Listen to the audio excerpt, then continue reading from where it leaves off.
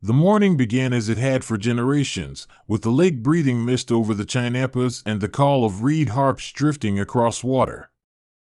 Canoes cut fine ripples that caught the pale light, and children chased dragonflies beneath the shade of willow trees. Markets were already awake, the voices of vendors braided with the scent of roasted maize and dried chili, and the city itself felt like a living thing, awake and patient in its patterns. No one expected the sky to bruise in the way it did, nor the day to split into two different kinds of night. As the sky splits and strangers descend, subscribe to witness what comes next and tell us in the comments whether you'd face the unknown at the temple or hide among the canals. At first it was a whisper along the causeways, a rumor carried by market runners and temple attendants. The sun had a blemish, a dark spot swallowing its center. Priests slowed in their rituals and traders set down their woven mats, because in Tenochtitlan the heavens spoke and every sign demanded a reply. The sun dimmed to a smoldering ember, and then the ember blossomed crimson, as if the world had been inked with blood. That is when the birds fell silent, and the dogs under the palaces lifted their heads and whimpered. People clustered at the plazas and on the terraces of the great houses, faces lifted not with curiosity but with the old kinds of dread reserved for comets and great omens. Mothers drew children close, and young warriors tightened their grips on obsidian blades as though the metal alone could stop whatever the sky had planned. The priests of the Templo Mayor lit copal to pierce the red night, chanting names that had passed from one priest to another like a torch. They did not yet know what these words would mean, but they believed, as every culture does, that speech could bend fate if spoken with enough conviction. The first of them came like a wind that carried salt and thunder, slipping over the lake with a noise like iron dragged across stone. Figures descended from the wounded sky, falling across the calm water and splashing into the chinapas in a chorus of ruined sounds. At first they looked like heroes from the canvases of traders, tall and familiar in silhouette, but the familiarity curdled into something else, posture that echoed a memory of valor, faces stretched in hunger, armor flayed and smoking. Their eyes glowed with a sickly hunger, an unquiet light that rendered memory into menace. Those who recognized them felt a strange betrayal, as if the city had been haunted by its own stories. A warrior on the North Causeway swore he saw a figure in a red cloak whose mask had been broken and whose teeth were stained, as if the laughter of a champion had been hollowed out and filled with something dark. A scholar noted the metal plates that fell away like pummeled leaves from a strange suit, the gears and lights inside leaking like exposed hearts. There was a brief, implosive moment where the city's memory and the present collapsed, and then all practical thought hurried to the front. Protect the children, hold the plazas, do not let them into the inner canals. The city organized itself because people have long rehearsed their reflexes in the theater of survival. Canal patrols gathered reeds and torches to barricade the minor channels, while messengers ran faster than they ever had, weaving through markets to sound an alarm. The armed youth assembled not out of a single command but because the need was obvious, hands steadying one another, faces pale but resolute, they formed a living hinge between the lake and the stepped temples. But rituals are not merely practical. As they prepared, they also murmured prayers and offered small obsessions to the gods, tying cloth to poles and singing the old songs that had been taught to them at their mothers' knees. The priests, for their part, did not stand apart. They reopened the records of ancient calamities, consulted the codices, and rolled their eyes toward the scarlet moon. One old man traced a pattern in the dust that had been used long before these stones were raised, a code of offerings and inversions meant to set right what the sky had wronged. They prepared sacrifices in the sense that their entire civilization had been taught to make offerings, but that day the offerings felt like bargaining with weather and metal and a hunger that came from elsewhere. The city hummed with two kinds of labor, the practical hands-on work of defense and the whispered transactions with the sacred. When the first of the fallen reached the causeways, the clash was terrible because it was unfair. Weapons that had never been meant to pierce powered armor or undo supernatural binders found their edge dulled by the unnatural constitution of the attackers. Later, survivors would try to name what they fought: the living dead, the hungry soldiers, something animated by a plague that did not respect the normal rules of life and death. In the heat of it, there was no time to taxonomy. There was only the immediate sense of ripping hunger and the splintering crack of obsidian against bone or metal. The creatures moved with familiar rhythms, stumbling, ripping, and striking, but with an intelligence stripped of mercy. They used the shells of once heroic suits like second skins, and sometimes the suits themselves carried remnants of strange technologies that spat blue light or flung bolts of heat. Men and women of Tenochtitlan watched fireworks emerge from helmets and beads of crimson smoke curl away in the reflected moonlight. Those lights were not the same as the city flares or the tiny fires of market lanterns. They were hungry lights, and they ate sound as they traveled. It would have been simple if only they had been many of one kind, but the fallen were a bewildering ensemble. Some were armored and still brilliant with stolen energy, their chests hollowed but the machines inside them still throwing sparks. Others were less showy, saints turned grotesque, masked defenders with mouths that opened beyond reason, and figures that moved so fast the eye could not quite follow where they began and ended. They were mismatched fragments of a larger myth broken into shards and thrown down to this specific world with catastrophic timing. For people who worshipped patterns and lineage, the randomness itself felt like sacrilege. On the plazas, the city's keepers tried to find patterns in the chaos. Scouts reported back strange anomalies. One creature burned like the sun held in iron hands, yet its limbs hung as if they were rotting, and another spoke in a voice that had once comforted millions before it had been drowned in rot. Such contradictions made old men speak in half-sentences and young women cursed the sky for throwing such contradictions into their path. The priests argued among themselves, some insisting it was an enemy from beyond the lake, others swearing it was a test from the gods. There was no time for pure shrift. Survival demanded improvisation. Improvisation took many forms.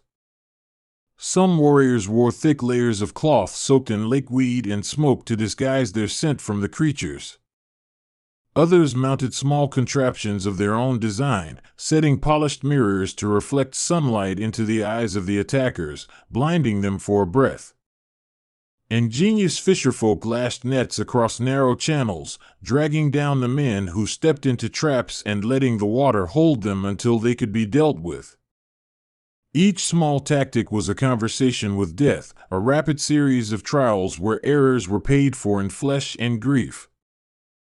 The Templo Mayor became a fulcrum for hope and fear, just as it had been for generations, because the center of a city gathers both the best and worst of its people when catastrophe strikes.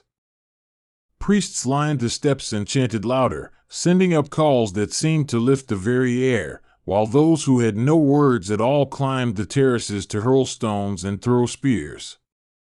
There was a terrible beauty in the coordination, the way copper clasps flashed and woven banners clattered as if to punctuate the city's heartbeat. Even amid horror, the rituals stitched a sense of order into the chaos, because humans cling to order like flame. As hours passed and then lengthened into a day that felt like a week, strange alliances formed. Traders who once haggled over cacao found themselves hauling wounded across causeways, their fingers black with ink and blood. Young nobles left their adornments where they lay, armbands and pendants all abandoned, as if the presence of such ornaments was now a luxury the world could not afford. Commoners turned into tacticians overnight, improvising signals with shells and whistles, the very folk who had kept canals from overflowing now protecting passages with their lives. It was a city turning its social infrastructure into a tool for survival, and in that transformation there was a gritty, human grace. In the midst of the fighting, there were small and terrible intimate scenes that would later be retold in many different ways. A midwife who had once smoothed the brow of infants used her shawl to staunch arm wounds and whispered lullabies that steadied the living more than the dying. A teacher drew a chalk globe on a wall and used it to explain a strategy to 6 frightened boys, and those boys remembered the diagram in the shape of their shield for hours afterwards. Heroes in those stories were not always warriors. They were cooks who fed the exhausted, fishermen who dragged bodies from the water, elders who mapped escape routes with ink and bone. The enemy adapted as quickly as the city did, because what animated them was not simple hunger but a warped need to replicate and corrupt. Where they could not force a gate, they sought other means. They mimicked familiar voices, called names from the shadows, and sometimes wore the faces of those who had been lost. Grief became a weapon because remembering is an instinct, and when the city heard a beloved voice calling, it was difficult to trust the silence. That made every moment of decision heavy with doubt. To answer was to risk a trap, to refrain was to risk losing a friend. At noon, when the blood moon leaned low and the shadows under the eaves grew long, a bulkier figure crashed through the market roof, scattering pottery and dried herbs. It stamped across stalls like a displaced mountain, and for an instant the whole plaza held its breath, because that figure wore armor decorated with sigils none of the priests could place. Some said later that it was a recollection of power, a once mighty protector now flayed and enraged, and that its armor hummed with a deaf small sound like a bell struck inside glass. The warriors hesitated, and that breath of delay cost them dearly, as the creature's hunger pulled human actions toward its ends. But even in the darkest hour there were sparks of cunning that cut through the front of despair. A blacksmith, whose hands had always smelled of ash, made quick levers and hooks and taught a platoon to use the city's own cisterns as weapons. They sabotaged the causeways at key points so that when the heavy armors crossed them, they plunged and were held fast in the muddy water. It was not grand, and it was not pure. Many of those who made the plan suffered loss and torched their own boats so the enemy could not use them. Those acts felt like part genius and part sacrament, small sacrifices dressed in practicality. Outside the formal walls of the city, on the floating gardens and the reed beds, farmers watched with hands that had never held a spear and with eyes that had only ever measured sun and rain. They took to the water with poles and loosened 1,000 small things that together became a network of traps. They lined channels with sharp cane and tipped boats to spill bitter saps into the water. The landscape itself became a weapon, because people who feed a city understand how to rearrange the earth when the city itself needs to be defended. The invading figures, for all their power, suffered from a kind of instability, like a machine built to run in one world and stranded in another. The devices flared with energies that did not always behave the same way over a freshwater lake as they might have over the asphalt of distant cities. Some of their weapons fizzled uselessly in the presence of obsidian blades, a material prized in Tenochtitlan for reasons written into both myth and practical truth. The people learned quickly which attacks could be interrupted by the city's own peculiarities, and they exploited those edges with a ferocity born of necessity. Night came again and the blood moon hung like a bruise, but at the edges of the darkness something else had shifted. Prayer had become strategy and strategy had become ritual. Young women took up torches and walked the parapets in groups, humming rhythms that kept their hands steady and their eyes sharp. Old men who had seen droughts and floods took charge of issuing commands, their voices ragged but certain because the mind that remembers protocols can offer a map when panic erases it. The city fed on its own past to build the present, and in that feeding there was resilience. The dead among the invaders seemed to be driven by mimicry as much as hunger, learning from the way human communities tried to move and closing off those options. They began to set traps of their own, dragging bodies to create false barriers and painting over symbols to confuse those who used the old pathways. This escalation made many of the city's victories Pyrrhic. Each small triumph required a cost, and each cost reshaped the city's conscience. People spoke in whispered curses against the sky and in louder oaths against the body of the enemy, seeking revenge with the currency of survival. One of the most uncanny episodes happened at the edge of the Templo Mayor, where artisans had once rehearsed the carving of gods and masks. A creature wearing a tattered mask that remembered a hero's face stood in the crater of a collapsed sculpture and mimicked the gestures it had seen in fresco. When it moved, it made the same gestures that the city's dancers used in blessing ceremonies, and for a breathless instant the two worlds overlapped so closely that the priests could not tell which movement belonged to which reality. That confusion was power. It allowed the creature to move among the defenders with a kind of grace that disarmed both body and ritual. In response, the priests adapted their ceremonies like a people adjusting to a foreign tongue. They changed songs to be less sing-song and more percussive, because rhythm confuses mimicry. They painted symbols with jagged, unnatural curves to deny the invaders the ability to copy exactly, and they learned to call out sequences of motion that would not be expected in a mimicry.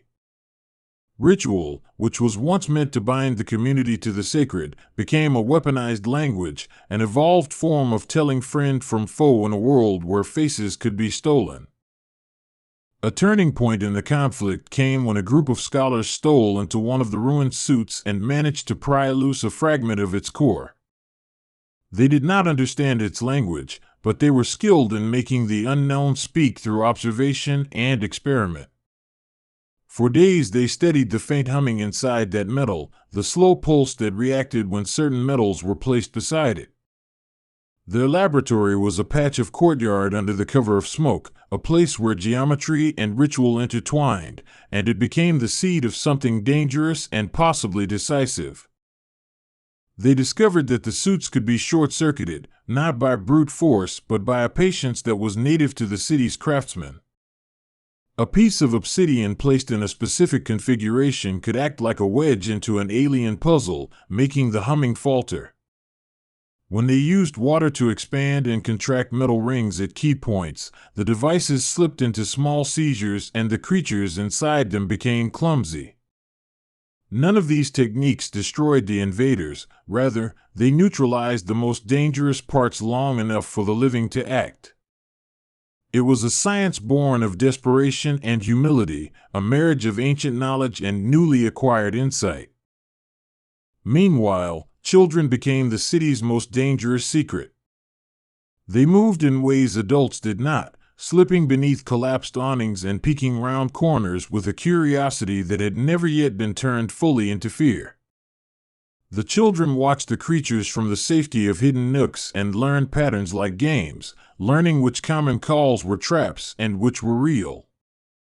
They carried messages, too small to be noticed by the enemy, and brought back observations that sharpened the adults' strategies. Their laughter became rare, but when it came it had the sound of defiance. There were moments of awful beauty that pierced the horror with the stubbornness of human tenderness. A man who had lost his son found an armor piece that still flickered with life and used it to bear the son's name into battle. Mothers carried water up precarious stairways, their hands blistered, and kept the weary fighters from slipping under exhaustion. Lovers who were separated in the crush found each other in the darkest alleys and held until dawn to keep their hearts from breaking. These small mercies were the mortar that kept the city from collapsing into despair. As the days dragged in, the city learned more about the rhythms of its enemy. Entire neighborhoods became laboratories of warfare and theology. The Western Quarter developed a language of flags and chimes that summoned reinforcements and confused the invaders concurrently. The Eastern Ward specialized in ambushes among the Chinampas, using reeds and mud to tug at the strange suits and bring them down. Churches, kitchens, and schools all shifted into defensive roles with a kind of seamlessness that was extraordinary because it was so human. Adaptation made mundane things lethal. There were also heavy moral reckonings that the city had to face.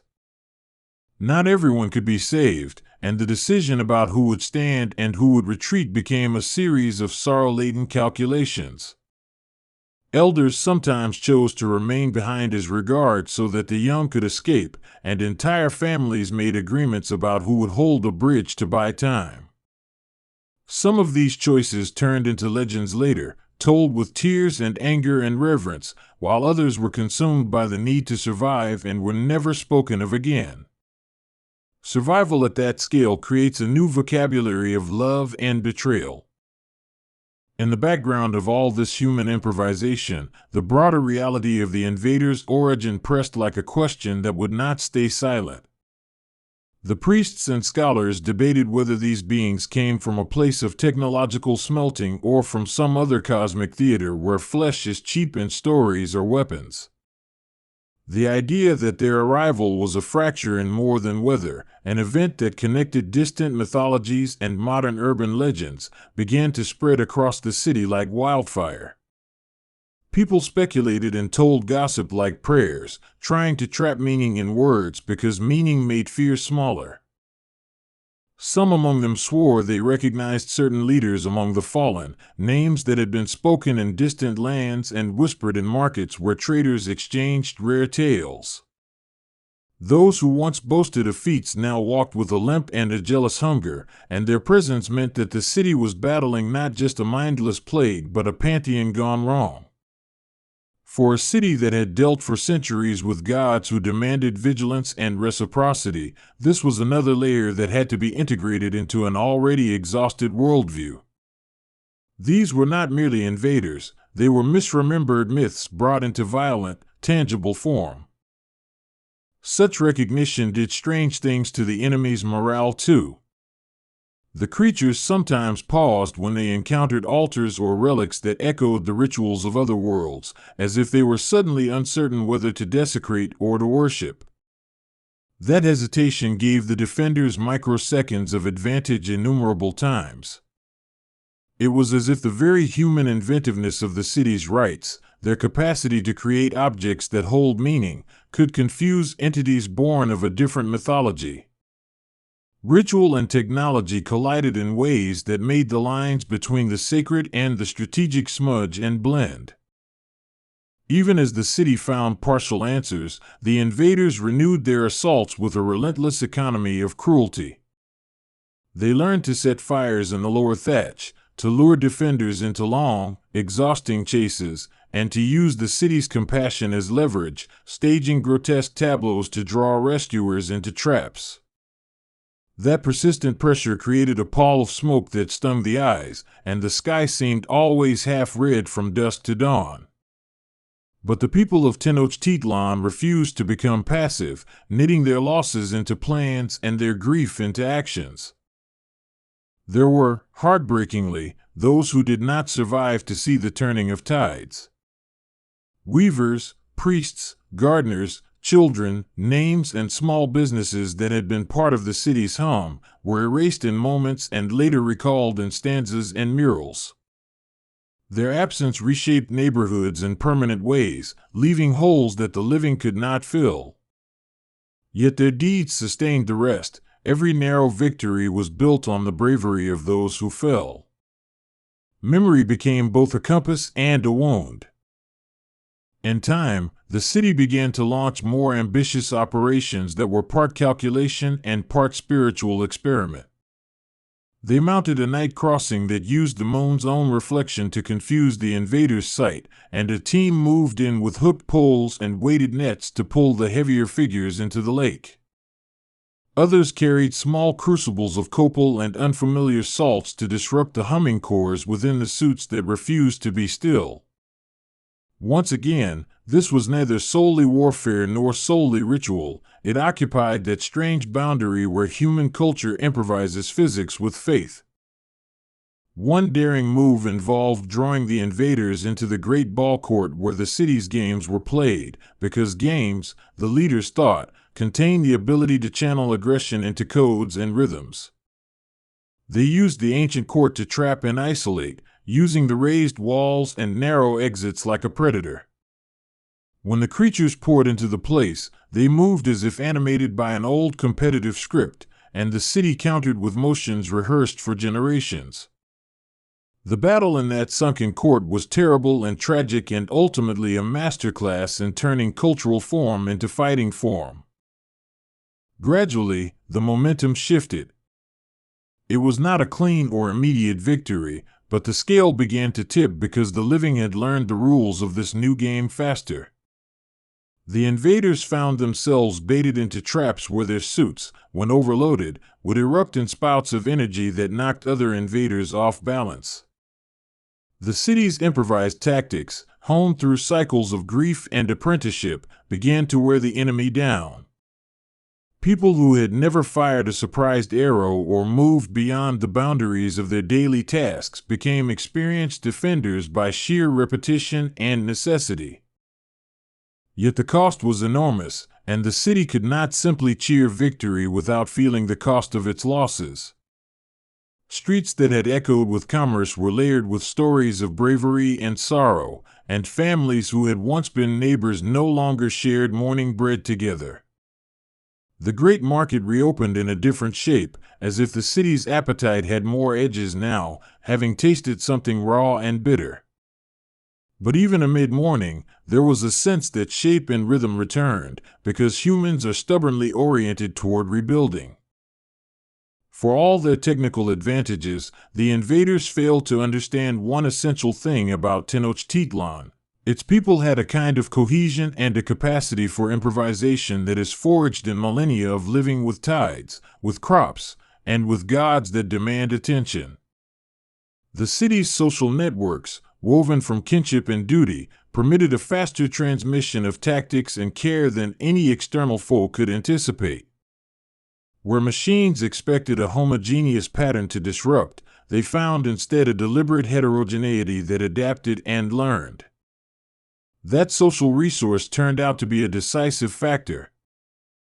There were moments after the practical battles when the survivors gathered to make sense of what they had been through, because telling stories is the way people survive even after the immediate danger has passed. Priests recorded new codices that told the story of the blood eclipse and the hungry sky, not only as a chronicle of fear but as a tonic for future generations. Bards crafted songs that spoke of both the mechanical noises and the pure human notes of bravery, so that the future would know the shape of the day without losing its nuance. Memory became ritualized in these compositions, and the city rebuilt meaning on new foundations. As seasons turned, some of the invaders rotted where they had fallen, and the city marked those places with stones so that children would not play among them. But the city could not pretend the threat had been fully exorcised. There were always rumors of isolated figures wandering the outer islands, of suits that had been wounded but not extinguished. The people developed watch rituals still, because history had taught them that vigilance is a part of peace. The blood moon receded, leaving behind a sky that seemed cleaner in contrast but scarred in memory. In the years that followed, the episode settled into the city's many living narratives, folded into the fabric of ceremonies and annual recountings.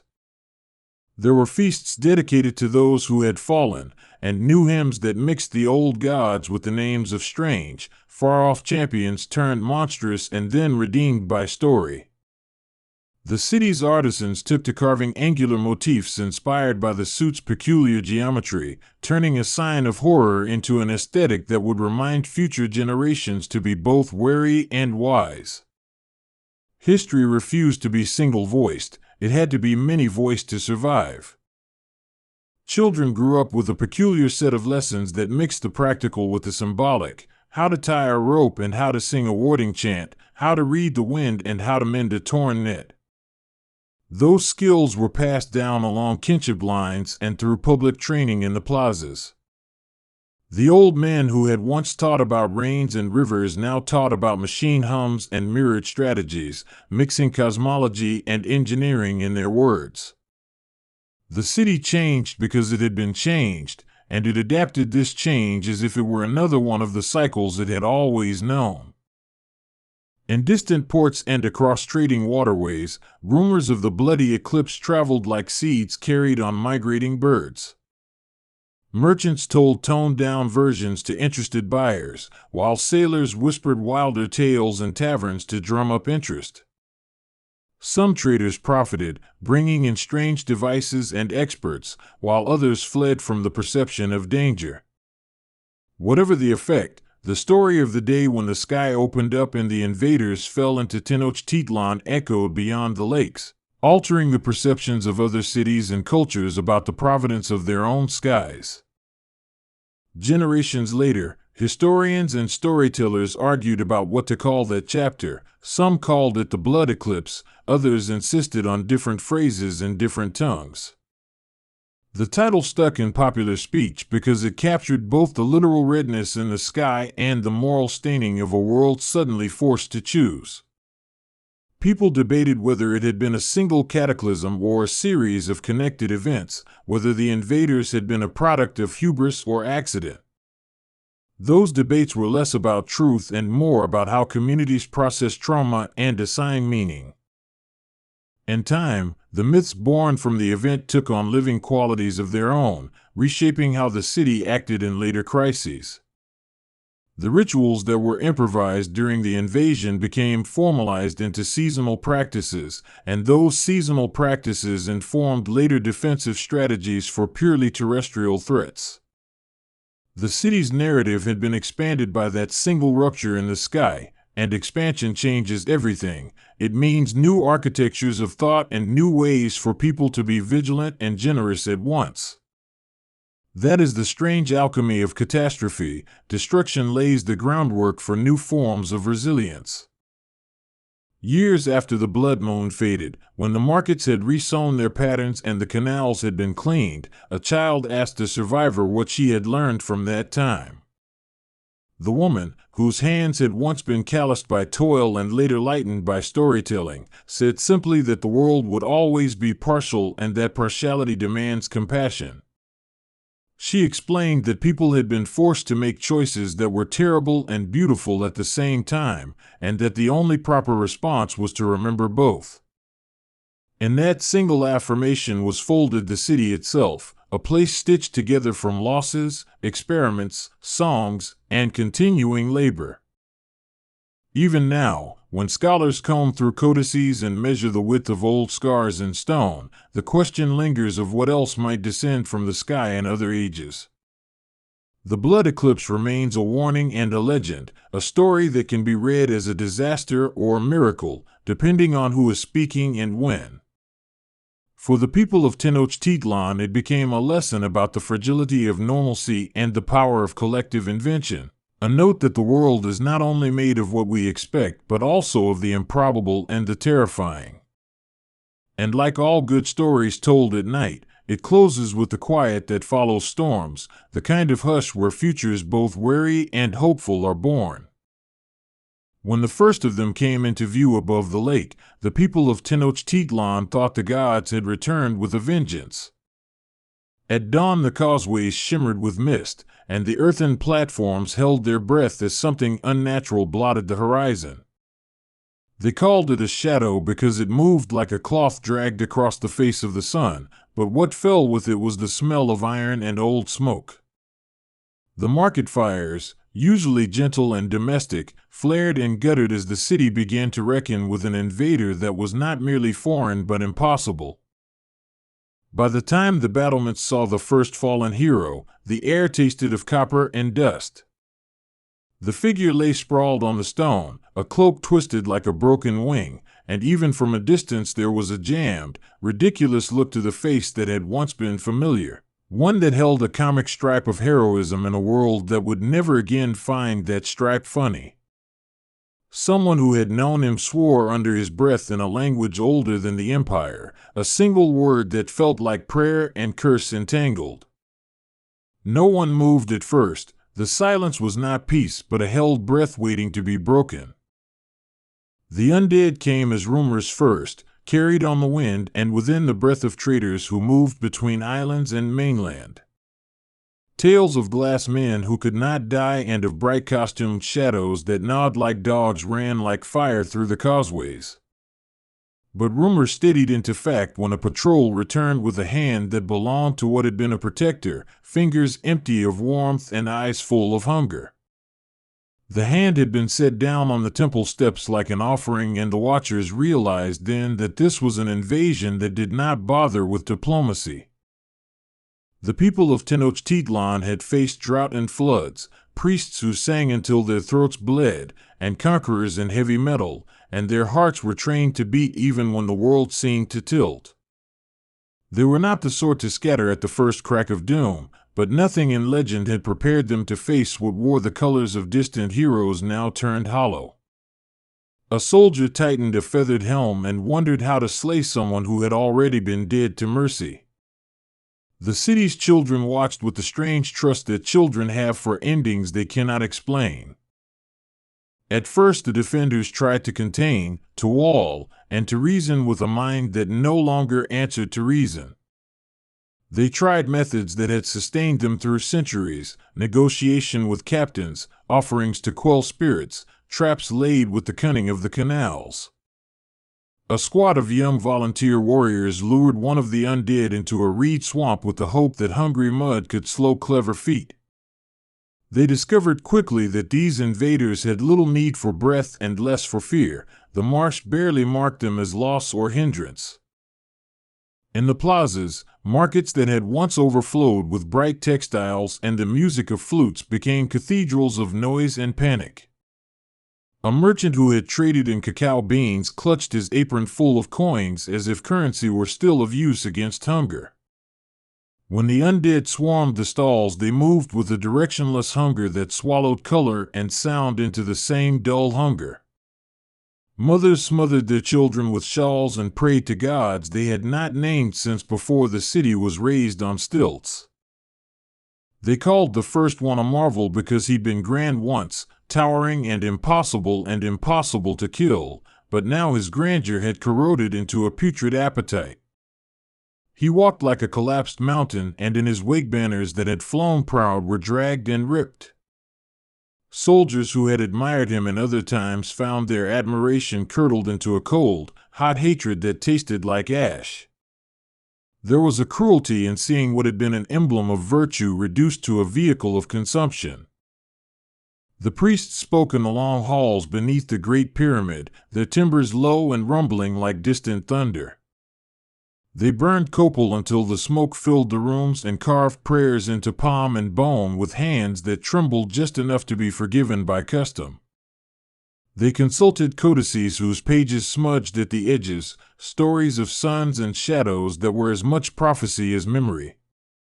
Yet even their rituals seemed threadbare against a new mythology walking among them, and the priests adjusted the cadence of their pleas like men who discover new prayers mid-sacrifice. People gathered on rooftops, and from those vantage points the city looked like a model in some child's design, canals like ribbons and houses dotting the space like beads. From above, the zombie invaders seemed almost to multiply like fungus, creeping over stone and water with an undying patience. The watchers counted and tried to make patterns that would fit a strategy, but the patterns eluded them. There was a terror in the incomprehensible as much as in the carnage, and the wind carried both into the lungs of everyone beneath it. Among the living there was a surge of improvisation that felt almost like play, a bright, urgent cunning born of necessity. Fishermen reshaped nets into tripwires and used old trade scaffolds to create labyrinths over the canals. Artisans melted down copper to make blunted hooks, while women braided grass into thick ropes to bind doors. Each new device was an artifact of survival that would later be catalogued in hushed retelling, a testimony to human wit bending metal and reed into resistance. But ingenuity could only slow, not stop, the collapse of order. The zombies moved without plan but with a viral inevitability. They turned streets into slow, walking cemeteries of bodies and discarded goods. The defenders learned the ghastly arithmetic of attrition. A hero fell once, another turned, the line broke, the city's array of light sputtered. There was a math to despair that no tally could balance, and each small victory tasted like sand, sudden and shifting.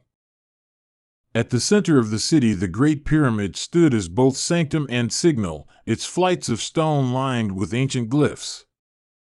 It became a stage for confrontation, a place where the living tried to mount a last resistance and the undead gathered like a dark congregation. Young warriors climbed the steps with spears, and old ones prayed for the gods who had kept them. The cadence of steps echoed through the plaza as if the city itself held its breath, and when the undead reached the terraces, the sound curdled into silence. A survivor would later speak of a face among the invaders that once belonged to a legend known across oceans, and how that face, when it turned, stopped being human and started being a raw, terrible need. Seeing a former champion reduced to a slavering husk rewired the way people defined identity. It wasn't political or regional, but elemental. You recognized them, and the recognition did not help. Memory became a blade turned inward, cutting at the heart by insisting that these monsters had once been someone else. The city's water, usually a source of life and trade, turned traitor as the undead learned to cross it with ease. They walked the causeways with ruined footwear and swam through channels that were once the lifeblood of the city. In one terrible night, bridges were choked with both cargo and corpses, and the smell that rose along the water made the ducks rise and the sky go blind. Water that had reflected the sun now reflected only the slow, dull consumption below its surface. Tenochtitlan's children watched most closely, because children are made for myth, and myth gave them explanations even when the maps of their minds had been redrawn. They spun stories of trickster gods who had lost their appetite and of stars that fell to earth and turned kind men into beasts. They orbited the adult spheres with a bright, crystalline confusion that sometimes turned into courage. Some of those children taught their elders small acts of recklessness that led to survival, while others were swallowed by an event beyond any of their small tools. The undead did not distinguish between temples and taverns or between palace and market. Taste showed no respect for architecture. They moved as if on a single hunger with 1,000 mouths, and every mouth was a judgment. The city's artisans saw their mosaics trampled and their gods smeared, and in that desecration they felt a betrayal that had no name and no solace. Even stones seemed to weep where they had been ground into the earth by some relentless timeline. Some who led the defense were men and women already famous in this world, former champions whose emblems had once graced banners now made their stand with a ferocity that matched the feral. Heroism shifted into something much less noble and far more human, a frantic holding of the line to give others time to breathe and move and find shelter. Their efforts were not clean epics, but cramped and fierce stances in alleys and behind market stalls. They learned that courage without consequence is folly, and that sacrifice is the blunt tool of survival. In the houses by the canals, families sealed themselves behind reed and clay, creating small, suffocating sanctuaries where light came in small and precious squares. Inside, people shared stories they had not thought to tell each other. Secrets like small jewels came into the open because everything else was burning. The elderly spoke of old gods who once taught them maps of the underworld, and the young listened as if these maps could guide them to a secret exit. Their voices were low but steady, the rhythm of human comfort stitching edges together in a city that wanted to split apart. Outside those sealed rooms, other improvisations took forms both brutal and beautiful.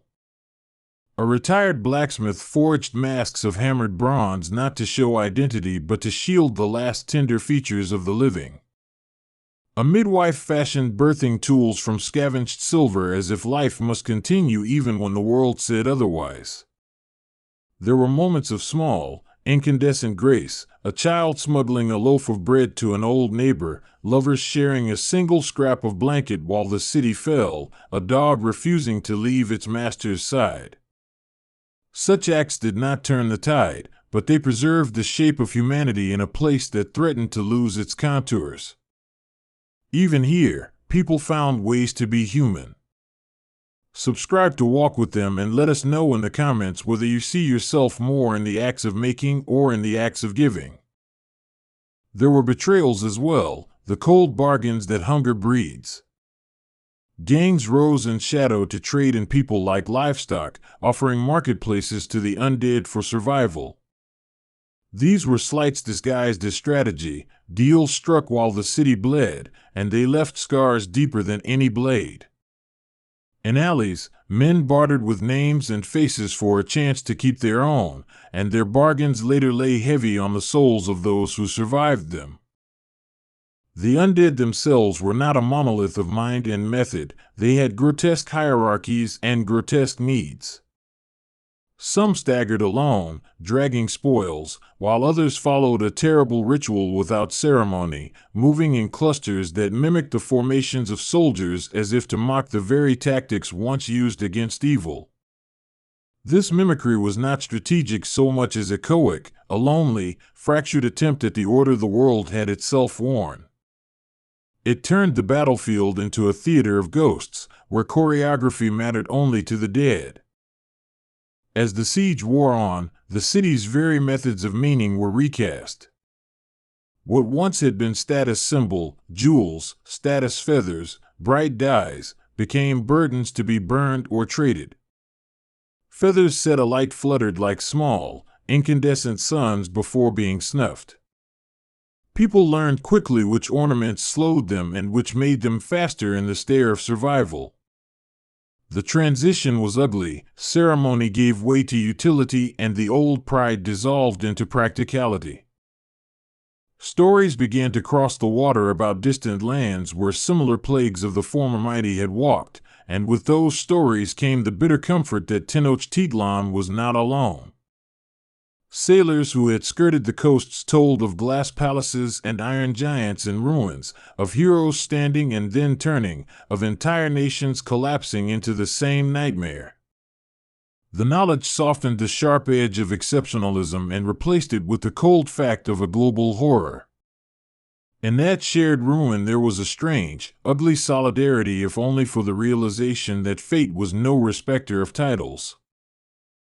Priestesses who had once woven the city's spiritual fabric found new threads in their fingers, untangling rites and creating wards that were as much psychological armor as metaphysical. They whispered to the gods and to each other, saying that perhaps the gods had given one last test or that they had withdrawn entirely and left mortals to carve meaning from the raw. Their rituals were hybrid, part old divinity and part modern scream, stitched together by women who knew how to bend belief into action. Their chanting gave shape to the people's resistance and also gave them something to hold when faces they loved vanished into the haze. Resistance turned sometimes to fury, and fury to cruelty, and cruelty to a kind of mechanical endurance. The living learned to be precise in killing the undead, to collapse a skull without hesitation and then sweep away the body. There were ugly arts of disposal invented in haste, pits dug deep and lined with stone, flames kept alive from evening until morning, but even the making of order became a numb, repetitive labor that stole joy. Those who stood watch often found themselves becoming disciplined like priests of loss, performing tasks that the living could not imagine enjoying again. The merchants who survived used their skills and trade to barter for safety rather than luxuries. Cacao became currency inside the barricaded neighborhoods, and a single small sack could buy a night of silence from roving bands. They converted shopfronts into defensive positions and taught others the rules of trade in a world where the price of a lantern might equate to a small miracle. Commerce shrank and tightened, but it did not vanish. Human exchange persisted even as the world became a contest of survival. Outside in the canals, the city's canoes became silent coffins or quick escapes. Paddlers learned to move like ghosts among the reeds, to hear the glug of a distant footfall and to turn away before it sealed fate. Some made daring runs across open water to gather supplies, and those voyages were measured in inches of luck. The lake, which had once been a mirror and a path, turned into an obstacle and a refuge that judged who was brave and who was merely desperate. Amid the fear, there were acts that were almost tender in their defiance. A band of potters smashed the faces off idols to keep the monsters from recognizing them as prey. A group of apprentices planted fast-growing beings in rooftops to hide the movements of the living from above. These acts were small resistances, tiny wars fought with clay and seed, but they carried a kind of hope that had nothing to do with victory and everything to do with asserting an identity that refused to be eaten away.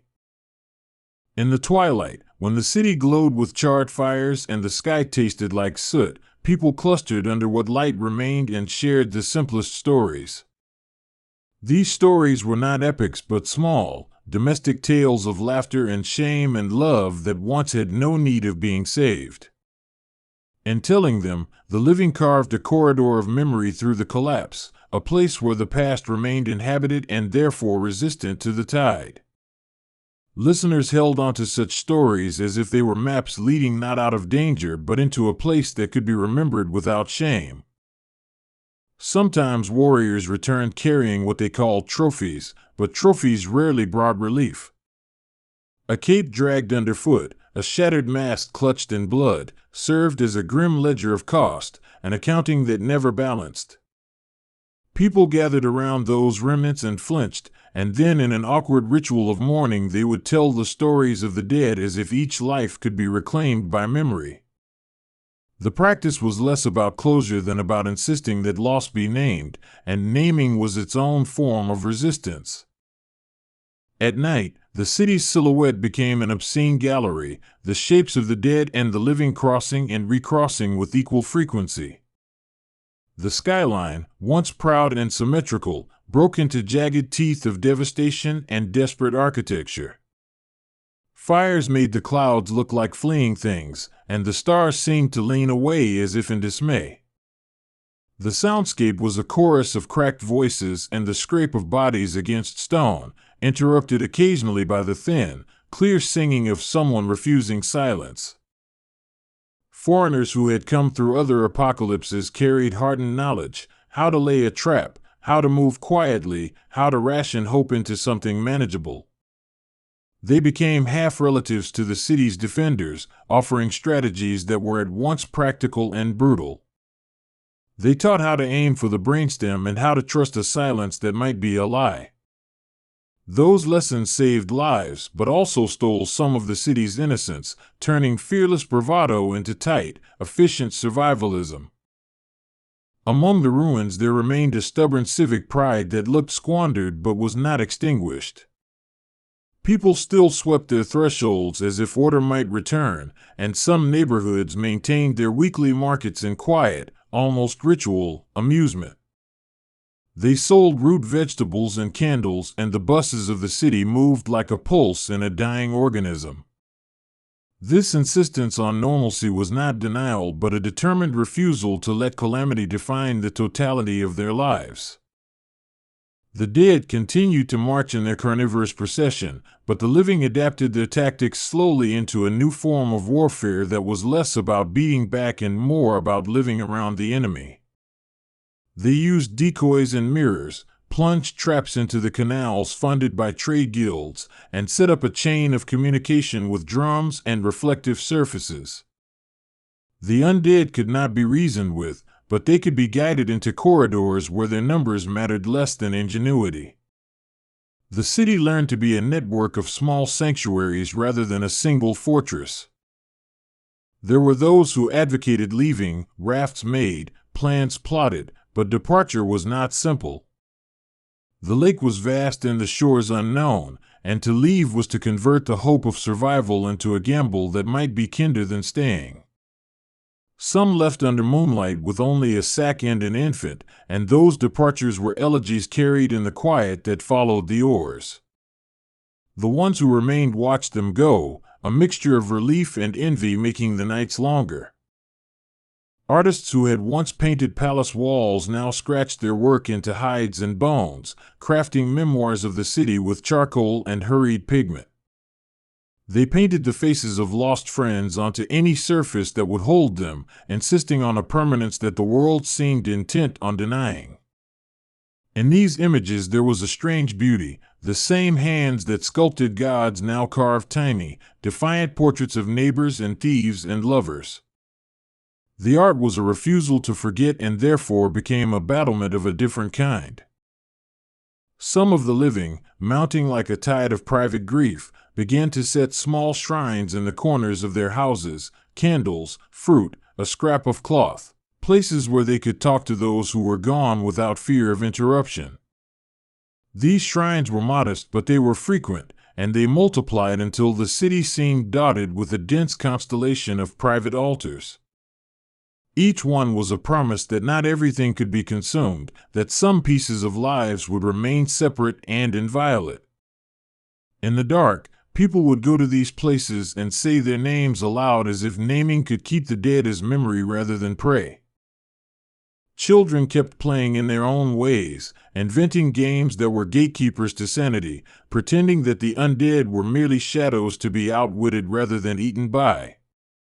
Sometimes their play taught the adults something useful, like how to move lightly or spot a pattern in the deserter's pace. The city's playfulness was not childishness but a complex survival mechanism, turning fear into an exercise of motion and cunning. It was in these moments that laughter returned like a small, dangerous light. And there were moments when the living thought they could rewrite the very nature of the infection, searching for a cure with the ferocity of the desperate and the discipline of those who had no other work. They collected tissues and strange secretions, tried bitter herbs and prayers in equal measure, and conducted experiments under flickering lamps. It was not the science of laboratories but the labor of people who refused to be passive, and it produced small, maddening clues rather than salvation. Yet in that labor lay a dignity that made the nights slightly more bearable. When winter, or the closest equivalent in that climate, arrived, it did so with a kind of austere cruelty that favored the well-stocked and punished the careless. Fires became precious commodities and shawls stolen from market stalls were bartered with whole days of food. The cold made the undead slow, which granted the living a narrow advantage to plan and move, but it also made the nights more bitter. The city learned once again that seasons ruled human affairs as surely as gods or monsters did. Throughout it all, the idea of heroism changed its apparel and its meaning. Where once heroism had been the purview of single, shining figures, it became fragmented into communal acts: the seamstress who mended bandages through the nights, the fisherman who guided children across the lake, the teacher who taught the few literate to preserve records. Heroism became an ethos rather than an individual, a network of small, sustaining acts that kept the city breathing. That redefinition preserved a sense of dignity even as the world tried to strip dignity away. In the end, the city's story did not conclude in a single, dramatic climax, but in a slow, unglamorous succession of choices that accumulated into survival or collapse. Each morning, people woke and chose a small manner of courage: to move, to feed, to keep watch. Those choices did not have the sweep of a hero's final stand, but they had the stubbornness of life. Over weeks and months, the city was remade into a different organism, some parts healed, some parts lost forever, and in the seams new forms of culture took root. And yet there were nights when the dead still moved like tides and the living still dreamed of bygone banners and louder applause.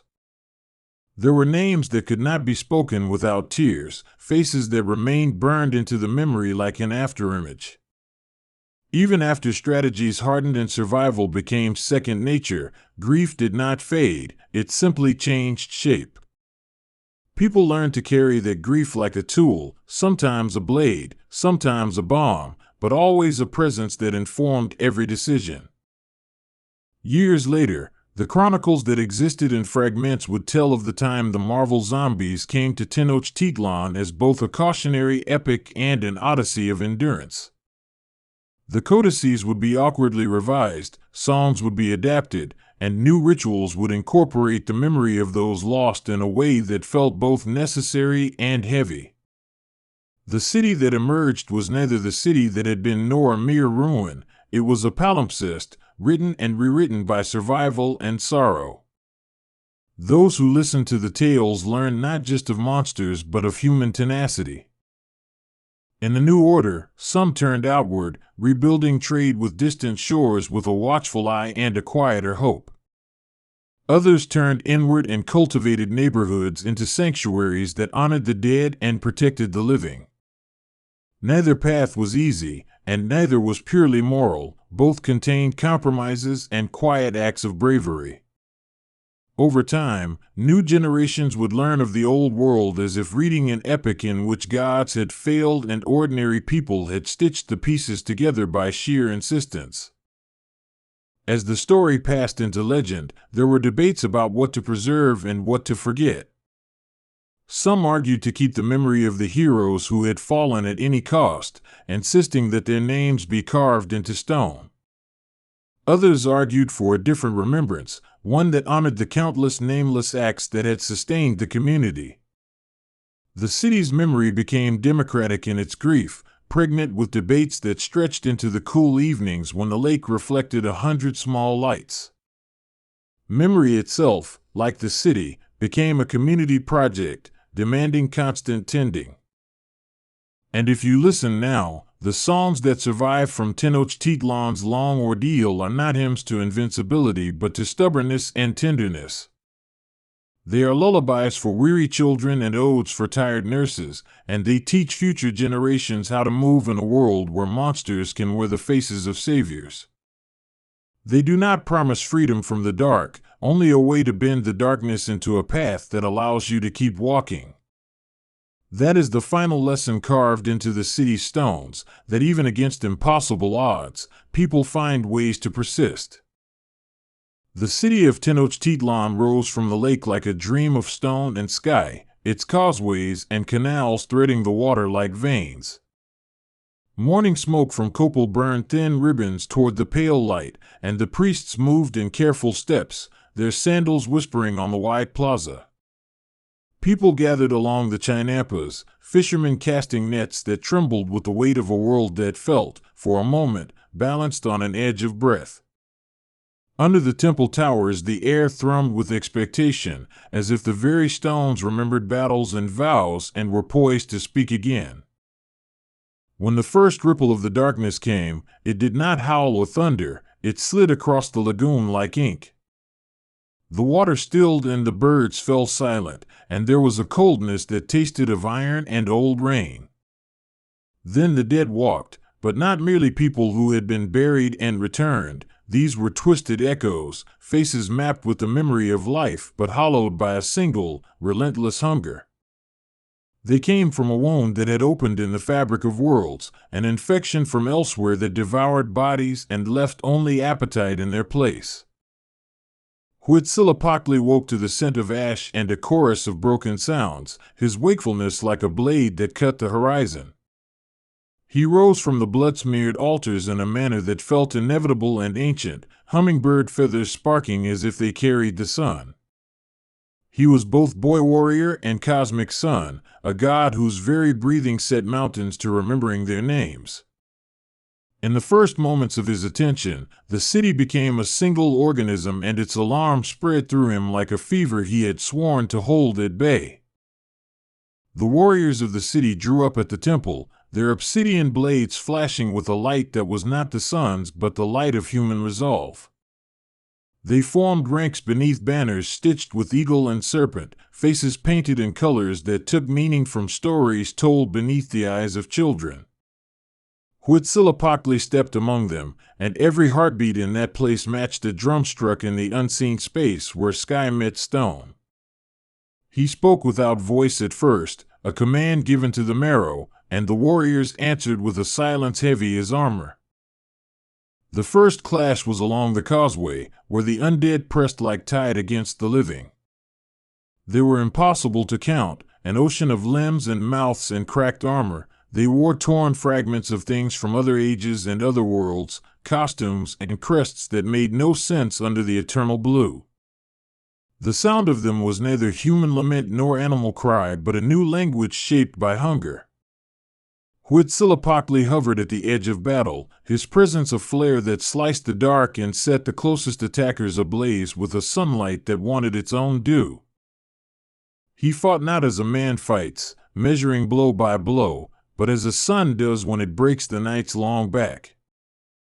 Huitzilopochtli threw spears of light that became obsidian in the air, and the spears cut through the reanimated forms as if a god were unstringing a net.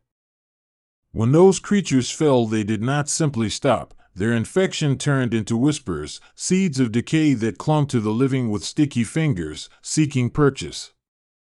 The god understood that sheer force would not end this. The enemy thrived on appetite and spread like rot through marrow and memory.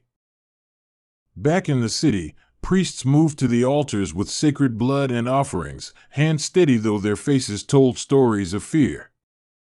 They prepared mirrors of polished obsidian and cones of fragrant incense, mixing the old rites with a new urgency that stung like winter. Huitzilopochtli demanded more than steel, he demanded covenant. He called for sacrifices not because he wanted death, but because the pact that held the sun in its path required fuel, and the new darkness had to be paid in a language the universe would understand. The zombies grew clever as the day wore on, learning that certain wounds did not stop the march. They adapted with a grotesque mimicry, dragging a fallen standard and using it as a battering ram, mimicking the cadence of a trumpet to lure survivors out. Their eyes, where eyes still existed, were like dull stones that reflected everything but comprehension. Each innovation they made forced Huitzilopochtli to shed a tactic and invent another, and each victory cost the city some small, immeasurable piece of its innocence. Under the weight of desperation, the sun god reached into older, stranger parts of himself. He summoned the hummingbird's speed and the eagle's fury at once, wings that were both molten light and cutting wind. He sent swarms of feathered flickers over the battlefield, each a pinprick of burning intent that dove into mouths and throats, unleashing a heat that could sterilize the rot for moments at a time. Those moments were precious, and men moved swiftly through them like priests performing secret rites, sealing breaches and dragging the wounded into shadow where healers could work. The infection was not merely physical, it had a story woven into it from other universes, a narrative of hunger that erased names and altered memory. Victims in its grasp spoke phrases that did not belong to their language, and their tongues moved with the cadence of distant suns. Huitzilopochtli listened like an interpreter. He combed through their sighs for pattern and recognized, with a rising dread, that the contagion sought to make the city into an echo of some devoured world, to remap its arteries and turn its songs into cries. He needed allies not just on earth but in the weave of things, so he reached through the temple stones into the realms where old gods kept counsel. Quetzalcoatl answered with wind and feather, his presence a cooling fold over the fevered plaza. Tezcatlipoca watched from the smoky edges, his shadow not entirely an ally but necessary for balance. Even Tlaloc, who displeased at the thought of more blood on the earth, gave rain that was acid with purification and mercy, for the gods had stakes beyond their squabbles, the existence of their worship and the survival of the world that fed them. Their alliances were uneasy and full of bargaining, and human beings listened as the gods negotiated in gestures and omens. Huitzilopochtli offered up not only ritual goods but the promise of memory. He laid the city's name like an offering at the feet of the winged ones. In return, the gods supplied strange boons, feathers that became blades, storms that washed infection from stone, and whispers that taught men to find the thin places where worlds could be stitched. With these gifts, The defenders learned new ways to burn the rot from bone and to guard the thresholds where the contagion spilled through. On the second day, the undead brought giants into the fray, colossi stitched from hospital beds and high-rises, from armored cars and monuments, all gluing together into walking ruins. They stepped across causeways with the indifference of mountains and dragged bridges down like toys. Huitzilopochtli hurled himself across the gulf, his shadow an eclipse-turned weapon, and he struck at the heart of one monstrous thing with a spear that unmade steel into sand. The giant fell in a cascade of splintering histories, and the city felt the shock like an answering drumbeat. Yet the contagion wormed into rituals and turned them, often in ways that made salvation precarious. A prayer said with a half-remembered name would be corrupted into a summons for something else. A child's lullaby could open a wound if the voice carried a timbre the infection recognized. Huitzilopochtli taught the priests to sing in counterpoints, to braid pitches and words so that they would not be mistaken for calls to the devoured. He taught them that sound itself could become a barricade, and soon the plazas were filled with layered chants that made the undead stumble as if dazzled by sunlit knives. Huitzilopochtli's wounds, when they came, were not like human wounds. Once, a fragment of the infection bit at his heel, not to kill but to be grafted into understanding. It sought to feed on him and to steal the rhythm he kept for the sun, to make the dawn come late or never. He felt it graze him and knew, with a godly clarity, that any infection given foothold in a deity could become apocalypse. He tore it away with a pain that sang through stone, and in the tearing he learned how the contagion thought, formal, hungry, and always looking for the easiest latch. As knowledge accumulated, the defenders developed weapons that felt both primitive and cosmic.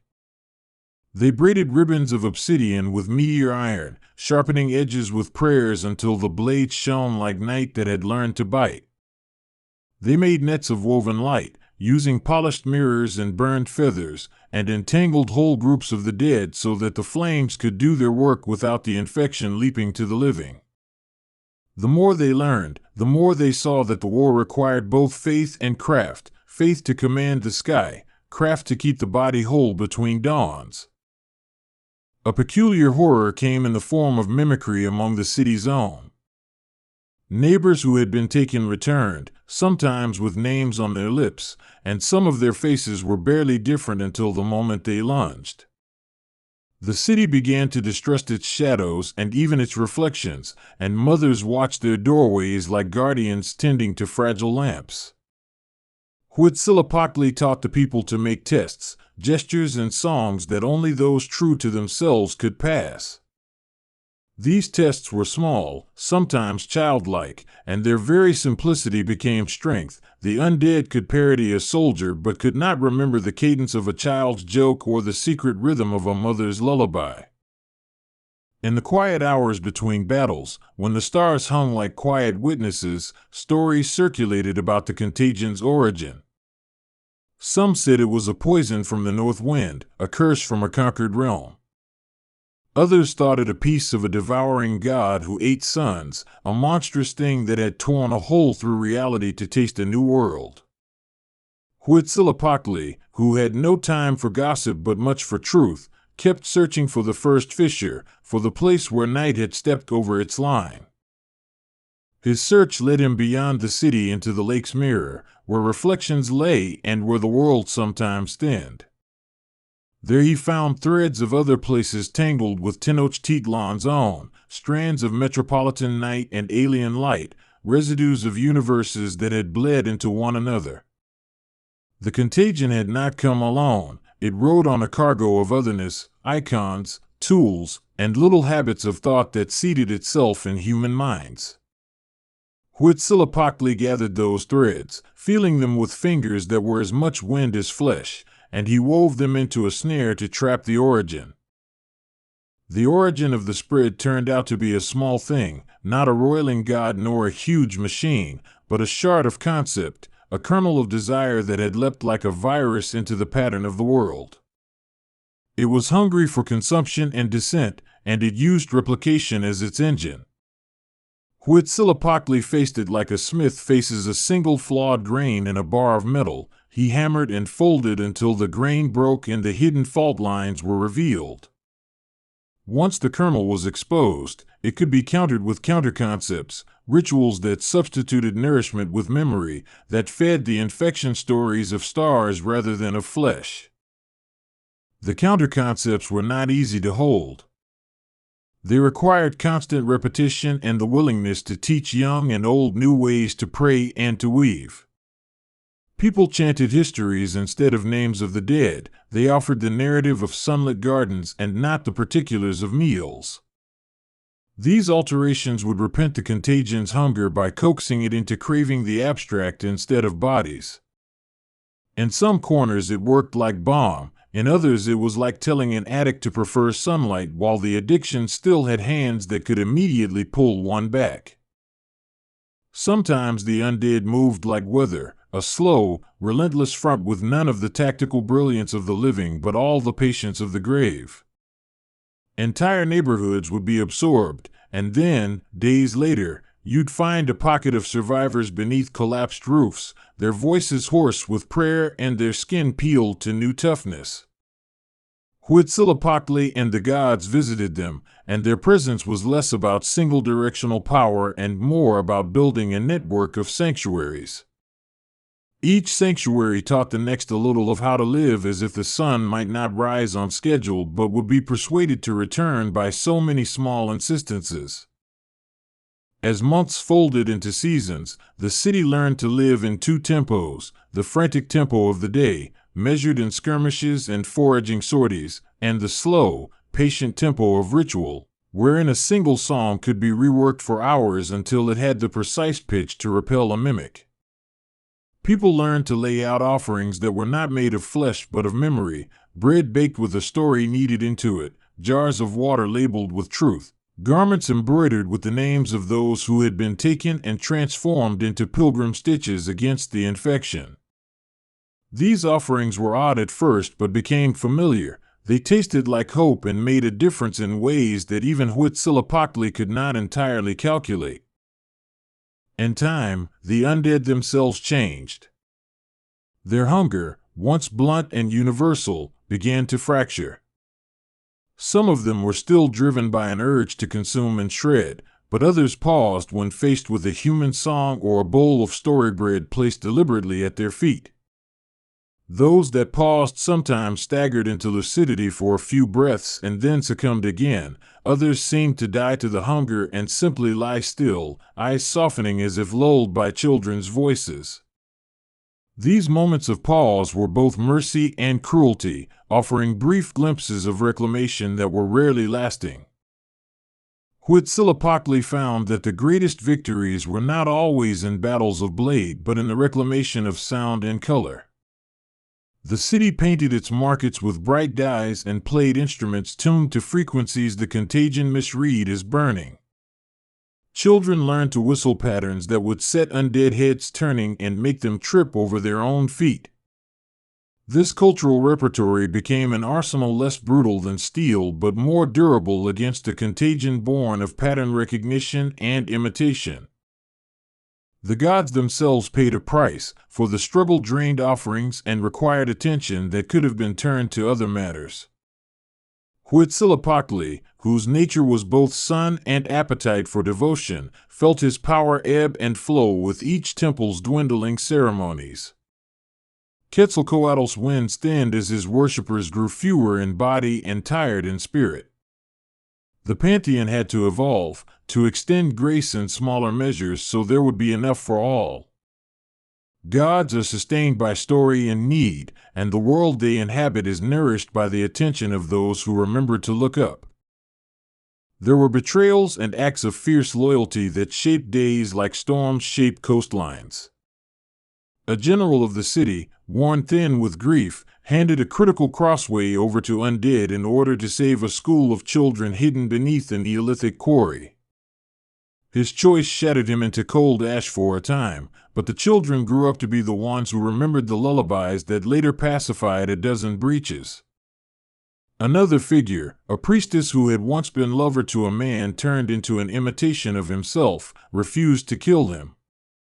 She sang to him night by night until, in a moment that felt stolen from myth, he blinked and recalled a joke he had told a year before. That recall was the crack that allowed medicine to enter.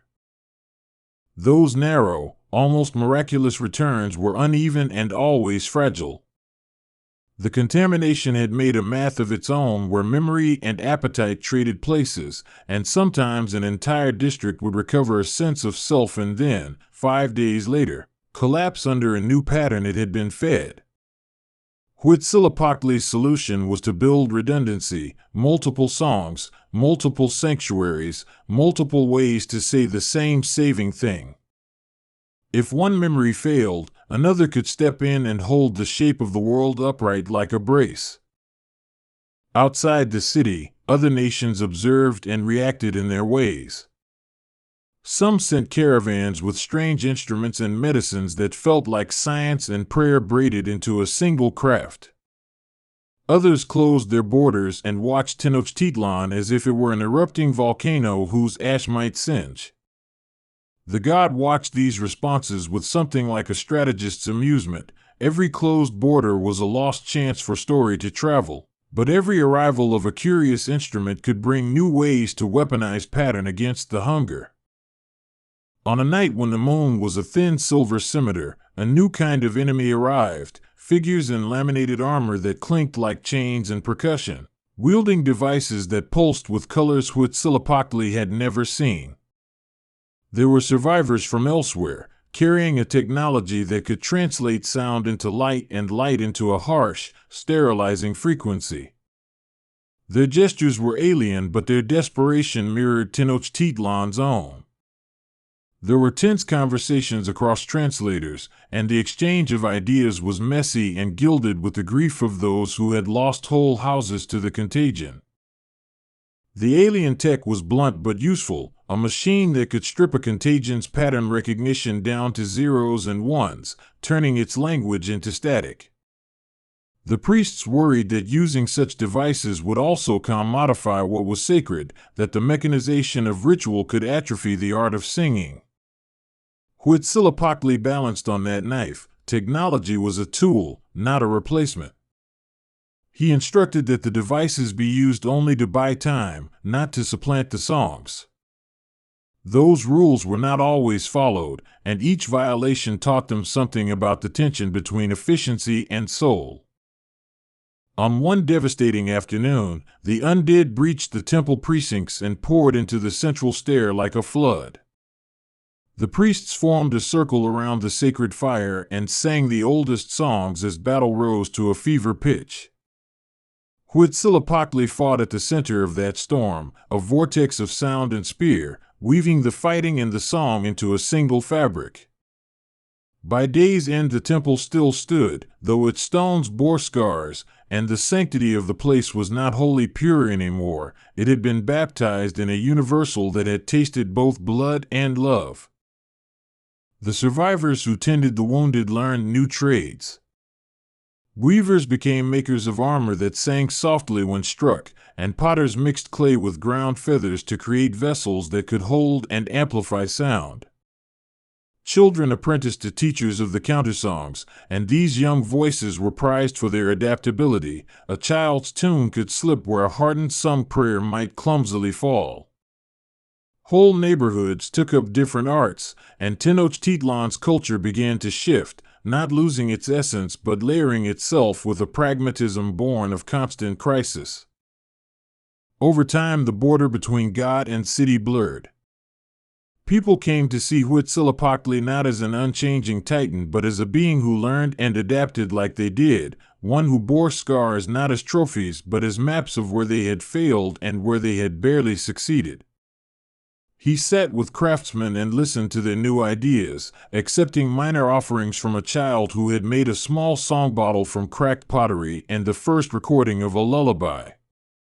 The god's humility became contagious in a different, better way, persuading mortals that gods could suffer and grow and that the world could be mended not by dominion but by collaboration. The turning point in the long campaign came when Huitzilopochtli, exhausted and luminous, ordered an expedition into the wound between worlds itself. The gods fashioned a boat not of wood but of warped light, its paddles oars of story and oath.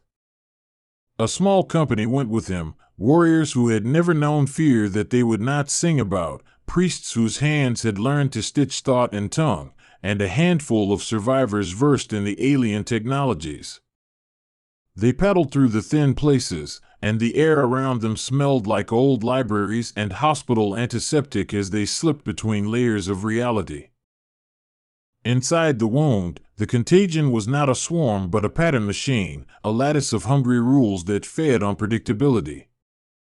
It had learned to mimic human ritual and so had become sophisticated enough to outrun simple mimicry. Huitzilopochtli did not slay it with a spear but with a counter-narrative, a story song that told of a son that refused to be devoured. He wove into the song the city's most private jokes, the smell of corn in summer, the sound of a woman repairing a child's sandal at dusk. The machine stuttered when confronted with so many petty, human particulars at once, and in that stutter Huitzilopochtli tightened his net. The wound could not be closed with force alone. Huitzilopochtli and his company had to reframe the contagion's appetite, to teach it that there were foods it could not digest, specificity, belonging, private rituals. They fed it recollections of languages that had died out long before the city was born, of songs only known by the oldest women, and of acts of grace that could not be reduced to statistics. The contagion, starved on abstraction, withered at the edges like frost that knows it cannot swallow summer's warmth. When the lattice finally broke, it did so not with a bang but a sigh. The air cleared as if someone had opened a window to a world outside, and the dead that remained stopped in mid-motion, blinking as if waking from a long, shared fever. Many of them did not return to life, they were husks, emptied by the passage. But a handful came back in ways that were patchy and fragile, and the city took them in like relatives who had returned from a long journey, their embrace awkward but sincere. Huitzilopochtli felt the sun inside him burn brighter for a while, the fatigue of eons giving way to a warmth that was almost like contentment. Rebuilding was not quick, for the contagion had reconfigured economies and altered the distribution of labor. Farmers had to retie irrigation canals damaged by panic, and artisans had to resupply after workshops had been looted or burned. Yet the city had gained expertise in resisting and in ritualized preservation. There were memorials made from old armor and children's toys, and these memorials were not merely ornaments but libraries of survival, each inscribed with a hand that taught a new generation why certain songs mattered and how to keep small private stories out of reach of predators. Huitzilopochtli did not vanish after the victory. He remained a living presence, less distant, engaged more intimately in daily affairs. He made pilgrimage routes that snaked through neighborhoods so that the city's remembrance could be refreshed often. He also made sure that no one god carried the burden alone. He instituted councils where humans and divine interlocutors argued and planned. The world had grown more complicated, and stewardship needed a plurality of voices rather than single decrees. There were lasting changes in ritual practice. The old sacrifices continued in forms that had been tempered by experience, and the people demanded that offerings be less about appeasement and more about narrative repair. Where once the god received only blood and trophies, now he received offerings of reclaimed memories, chronicles written by survivors and songs in new keys. These acts of giving made the worship reciprocal. The god provided sunlight and guidance, and the city gave back its stories as a form of fuel. It was a contract drawn in circles instead of ink, mutable and living. Across the lake new kinds of animals were introduced, creatures that had been altered by the contagion and then healed by the same counter-procedures used on people. They became symbols of the city's resilience: a heron whose feathers carried a faint, protective static, and a dog with ears attuned to the countersong's subtle frequencies. Children petted these animals and learned early how story and song could be a shield. In playing, they rehearsed survival in a manner that felt like ordinary life, and in that ordinary, the extraordinary found rest. Huitzilopochtli learned humility the hard way and taught it without pretense. He let neighborhoods decide their rituals and sometimes deferred to a child's ingenuity or an elder's stubbornness. He understood that survival was a messy civic project and that gods who insisted on rigid instruction risked becoming irrelevant. The city's people grew to respect a god who listened and changed, and in that mutual adaptation they found an ethic that would hold them through other, lesser crises. The contagion, now restrained, was never completely absent from folklore. It returned in tales told as warnings, and sometimes in the late-night whisperings of conspiracists who saw shadows in every arrival of a foreign instrument. These stories kept the city vigilant without making it fearful. Caution became a practiced art, and the culture developed rituals for vetting newcomers and checking the provenance of objects. The city's gates became not merely physical thresholds but cultural litmus tests, where the past's memory was weighed against the present's need. In the quiet decades that followed, Tenochtitlan emerged scarred but wiser, a place where the old pantheon and newfound knowledge lived side by side.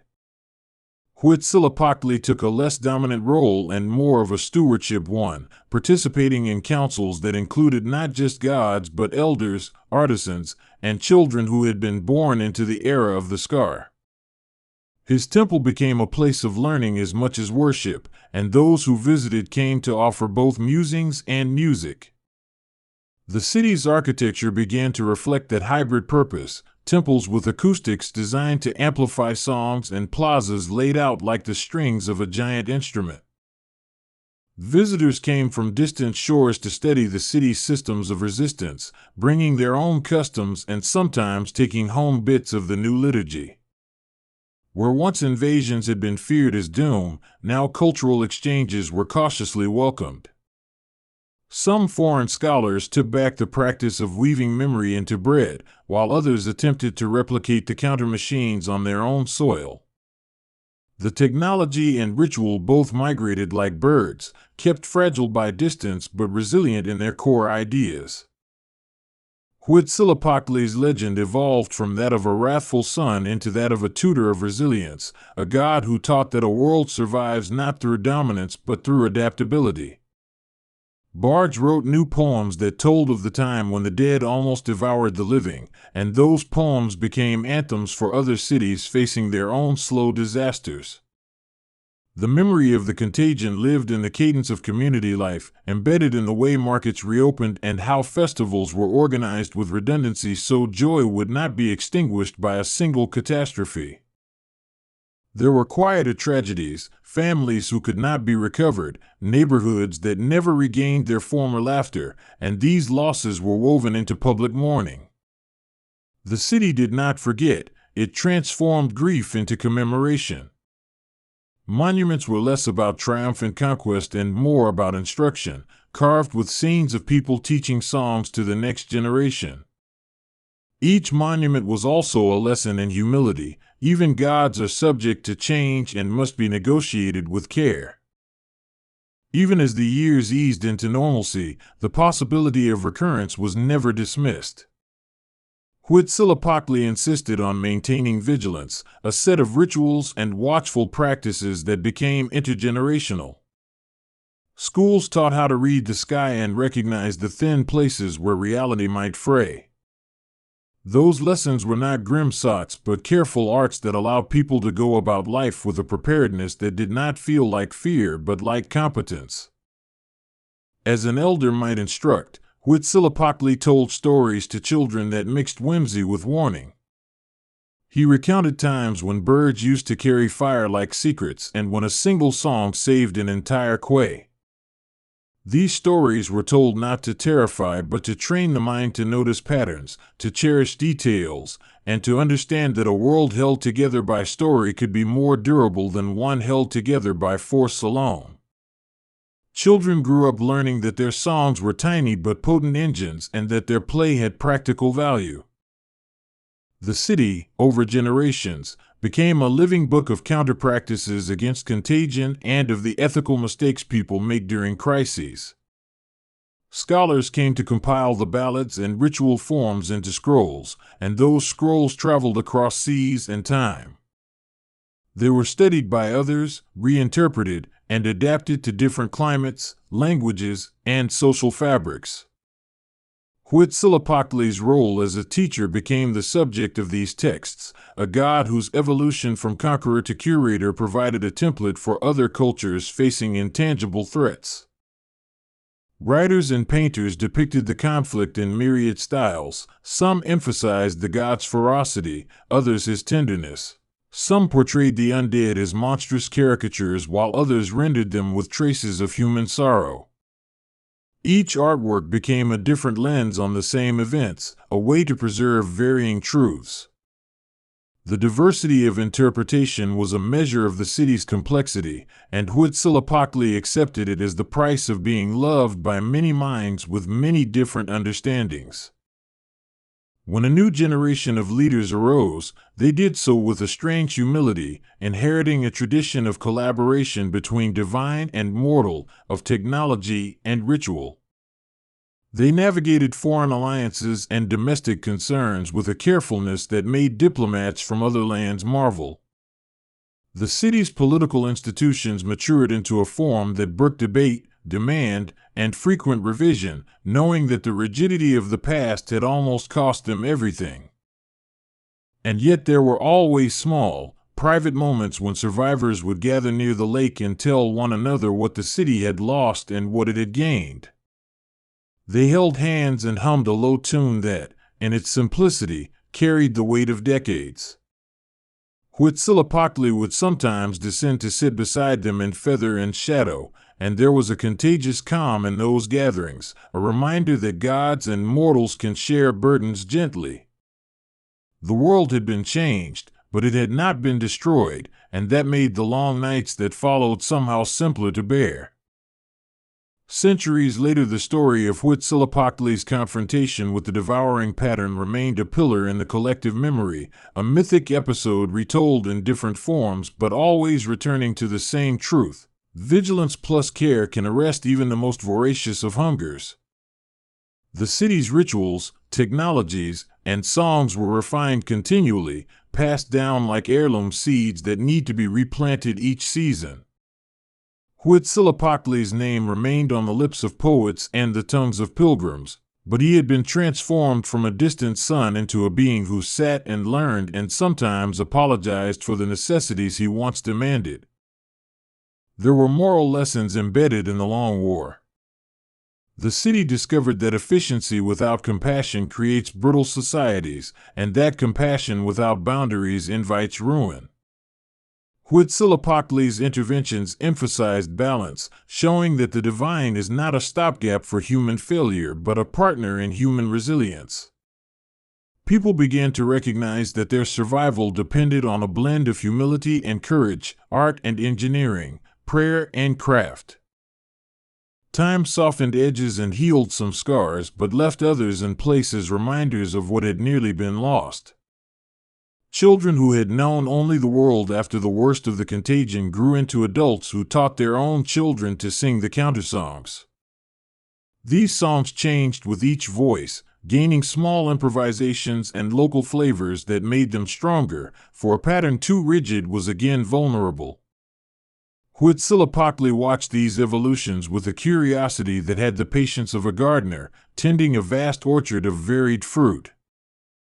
Elders told new myths about the episode, reshaping the narrative to fit the moral needs of their time.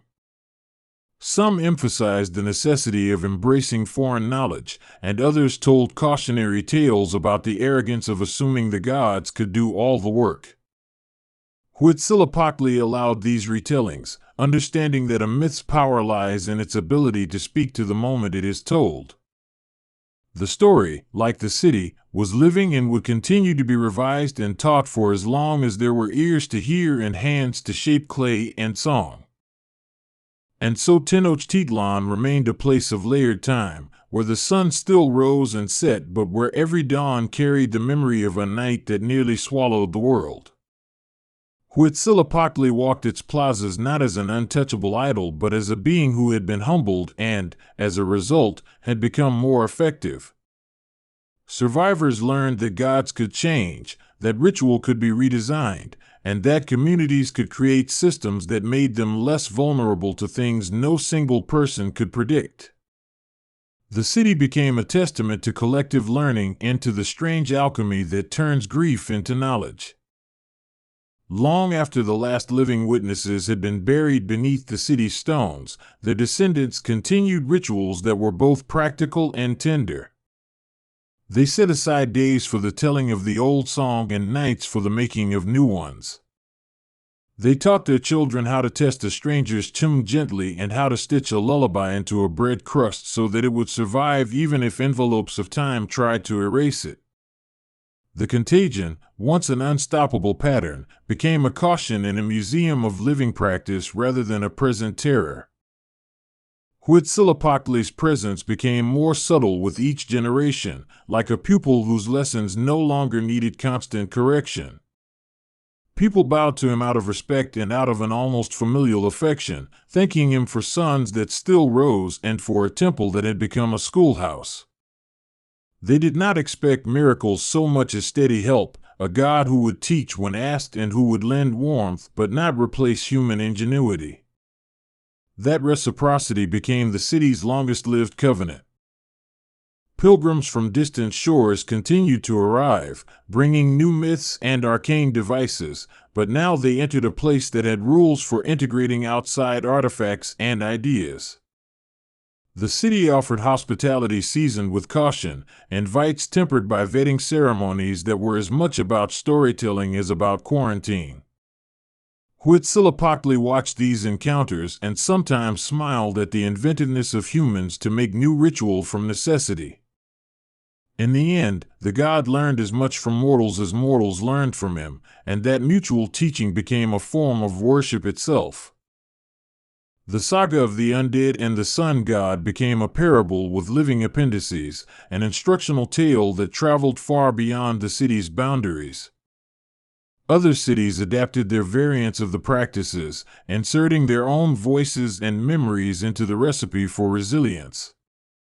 There were always failures and flaws, but the core idea remained useful, that hunger can be outmaneuvered with specificity, song, and stubborn kindness.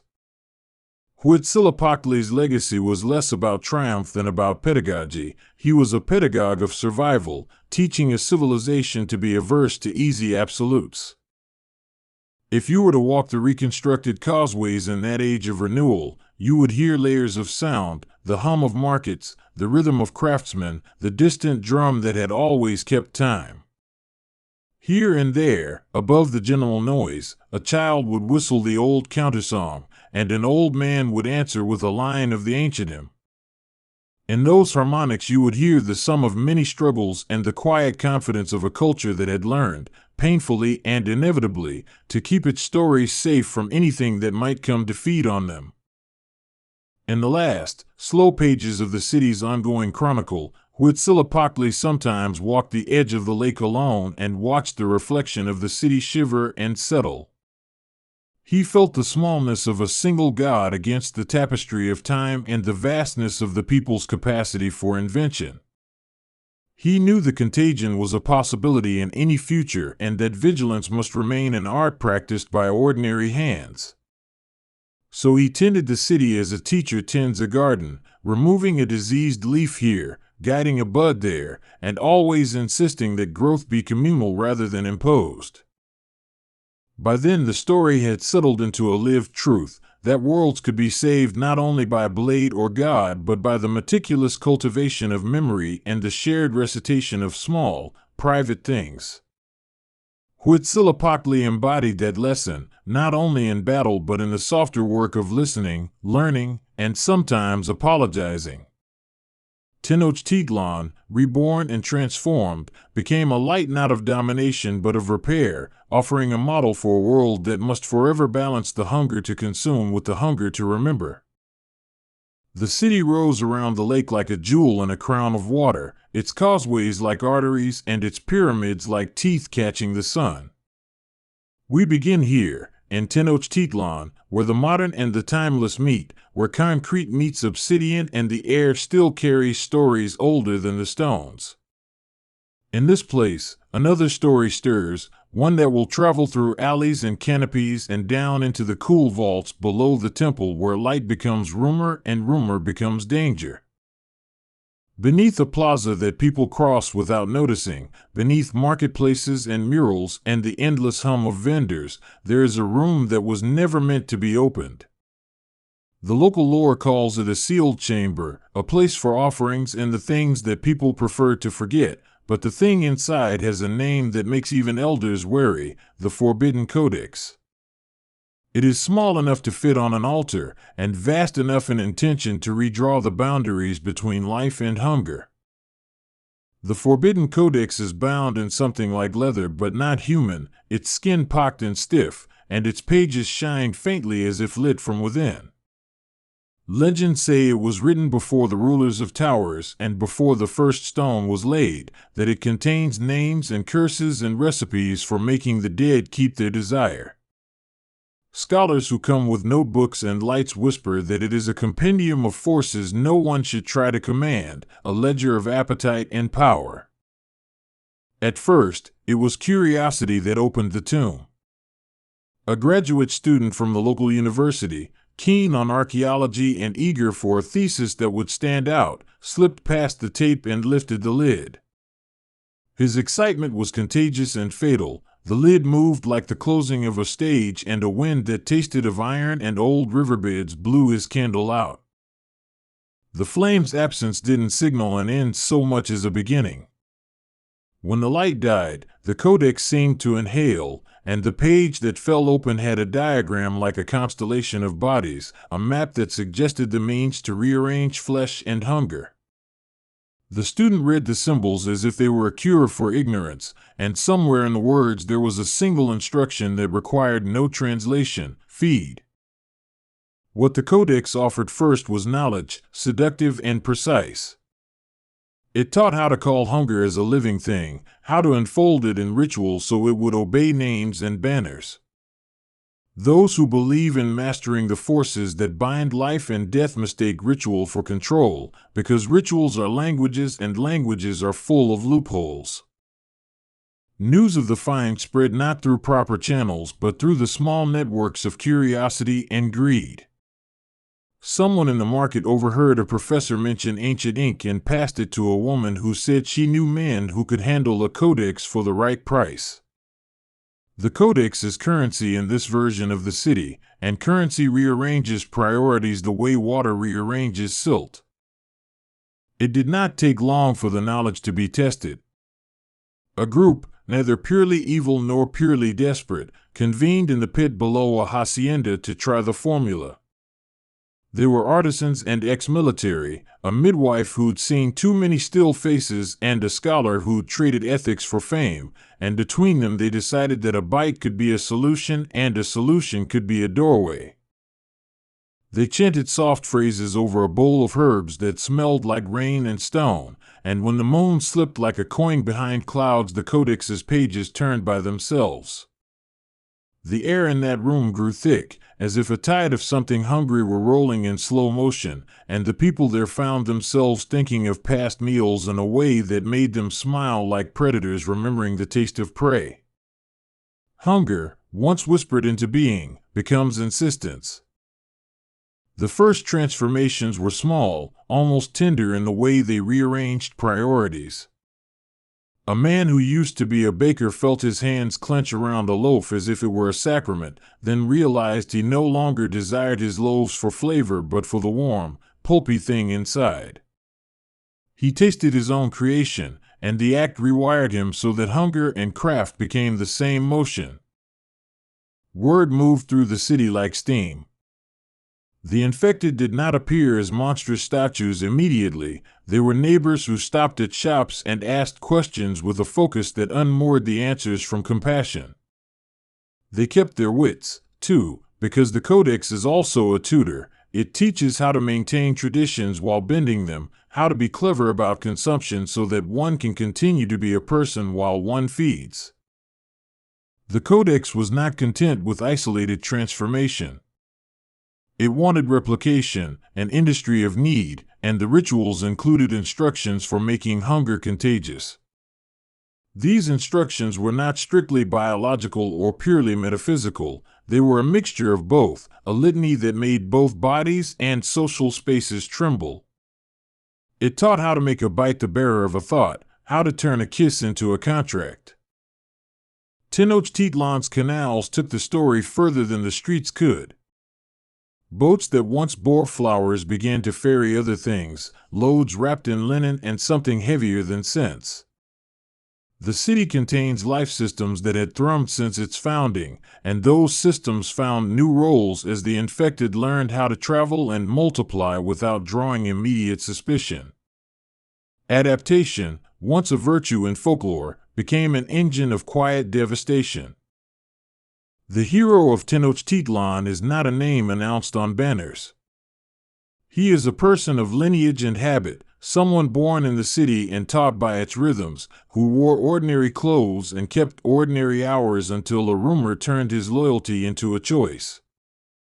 Born into a family whose ancestors had once stood on the heights of the Templo Mayor, he carried small relics in a leather pouch, a stone, a feather, a weathered charm, and a sense of duty acquired in fragments and stories told at the edges of hearth fires. He saw the change because he could not pretend the world was unchanged, and he had a stubbornness that looked like stubbornness and taste for danger like curiosity. The hero is not unwounded when the Codex first touches the city. His sister falls ill, a man he once helped in a market sells him nuts out of an empty hand, and the city that raised him looks suddenly like a place with secrets that will kill softly.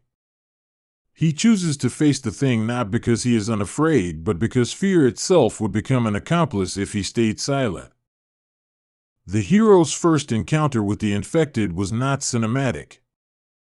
It happened in a narrow corridor between houses where two people argued over the right way to prepare a communal meal. One of them went silent in the middle of a sentence, and the other finished the words and laughed in a way that sounded like a lock snapping.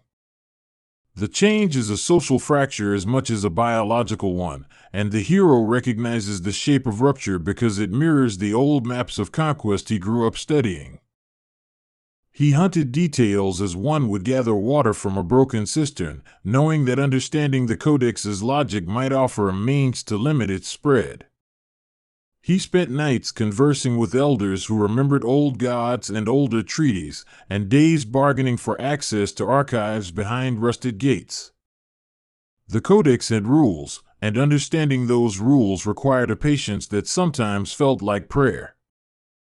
This patience brought him to a woman who had been the custodian of a small shrine in the shadow of a museum. She is neither sage nor simple. She keeps incense and lists of names, and when the hero shows her the symbol he traced from the Codex, she shuts the shrine's door with a movement that is final as a verdict. Her voice, when she speaks, is the kind that carries not just words but the smell of smoke and the slow knock of time. She tells him that the Codex is older than the conquistadors and older than the names the city now uses for its rivers. It came from a season when people believed a single bite could alter destiny, and it contains recipes not for making people immortal but for making hunger itself a lodestone.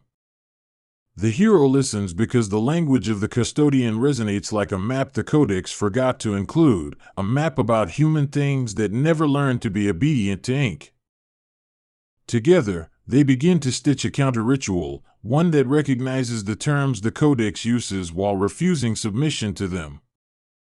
It requires an understanding of both spirit and city, an offering that is honest, a refusal of vanity, and a community that can be taught to care without consuming. This is not a simple spell, it is a social project, an education in boundaries and breathing.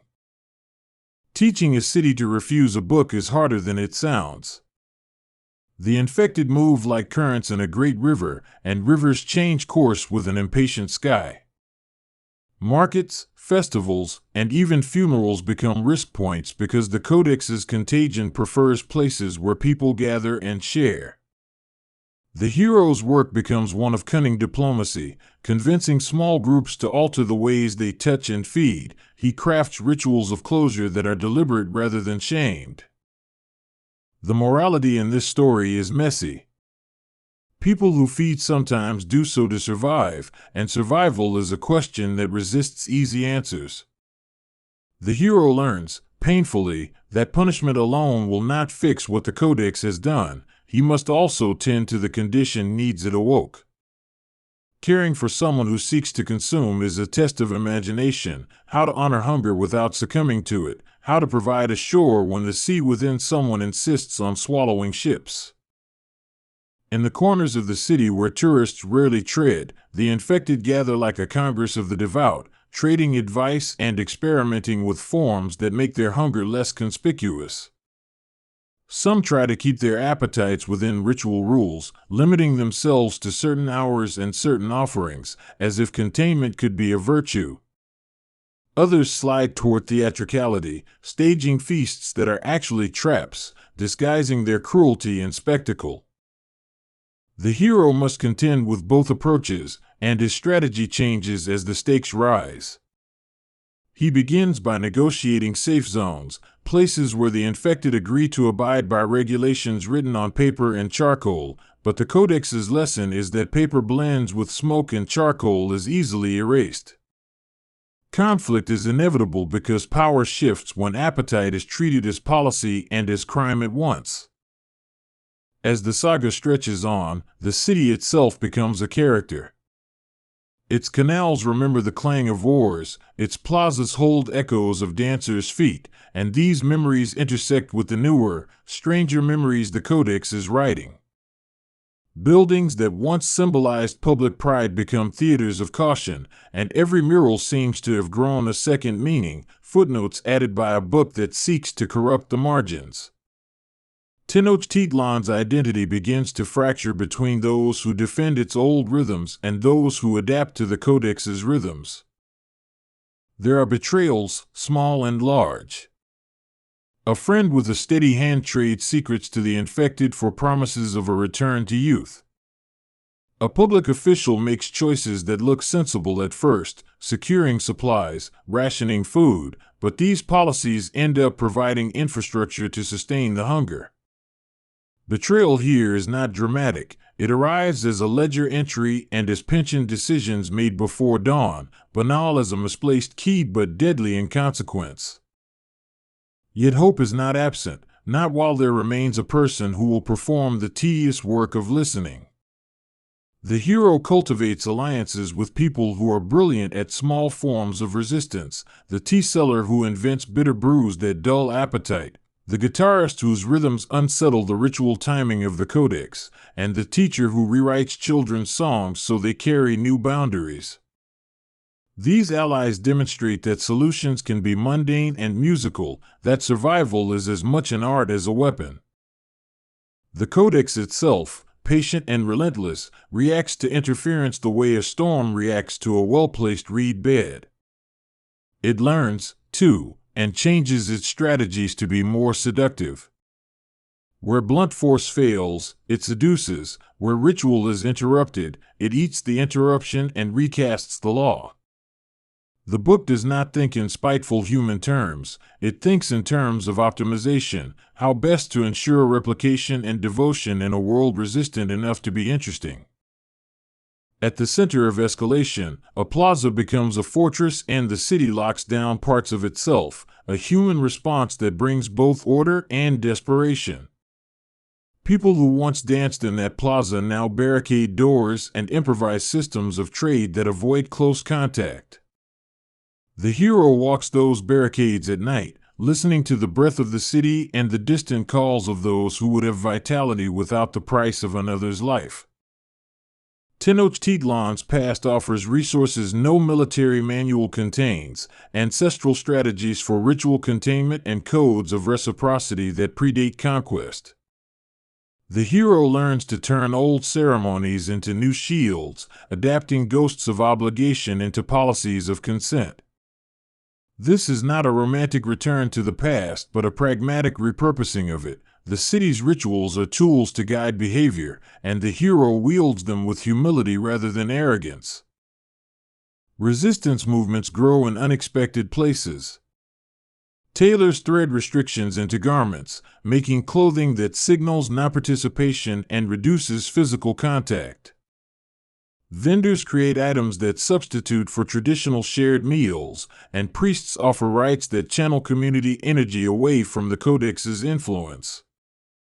These measures are not foolproof, but they are creative, human responses that multiply the options available to the living. The codex pushes back by corrupting symbols it cannot possess outright. It inverts signs of protection into invitations by lodging tiny, suggestive changes into local art and slogans. A mural that once proclaimed community becomes an advertisement for hunger, and people must learn to read the difference between a celebration and an instruction. Language, which the codex treats as a kind of currency, becomes contested territory where every syllable can carry an accession fee.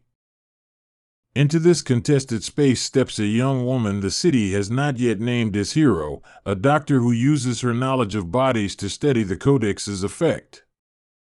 She is methodical and fierce, capable of two contradictory things at once: compassion for those infected and a scientist's insistence on precise observation. She keeps a notebook that looks at first like a journal but at second glance is an index of patterns, and her findings become essential to the larger project of resistance. Her discoveries are practical and heartbreaking.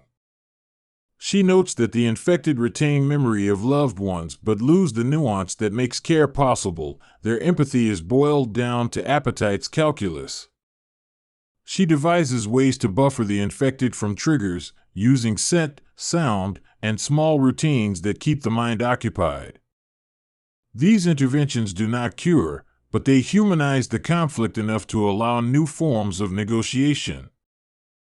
Meanwhile, the codex manipulates the city's institutions, aligning with certain networks and turning them into distributors.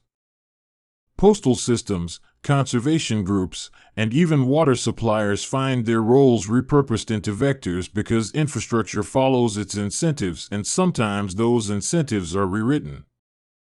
The hero watches as familiar systems, once the conveyors of normalcy, become the skeleton of an expansion he cannot abide. He resorts to risky gambits, calling on the very mythic compass that shaped his ancestors. He performs acts of public penance that are also strategic, using symbolism to reclaim common spaces from the codex's influence. These acts are theatrical, yes, but they are also effective because people respond to narrative. When a city collectively refashions its story, it changes how it behaves. The hero learns to be part storyteller, part engineer, bending human psychology to resistance.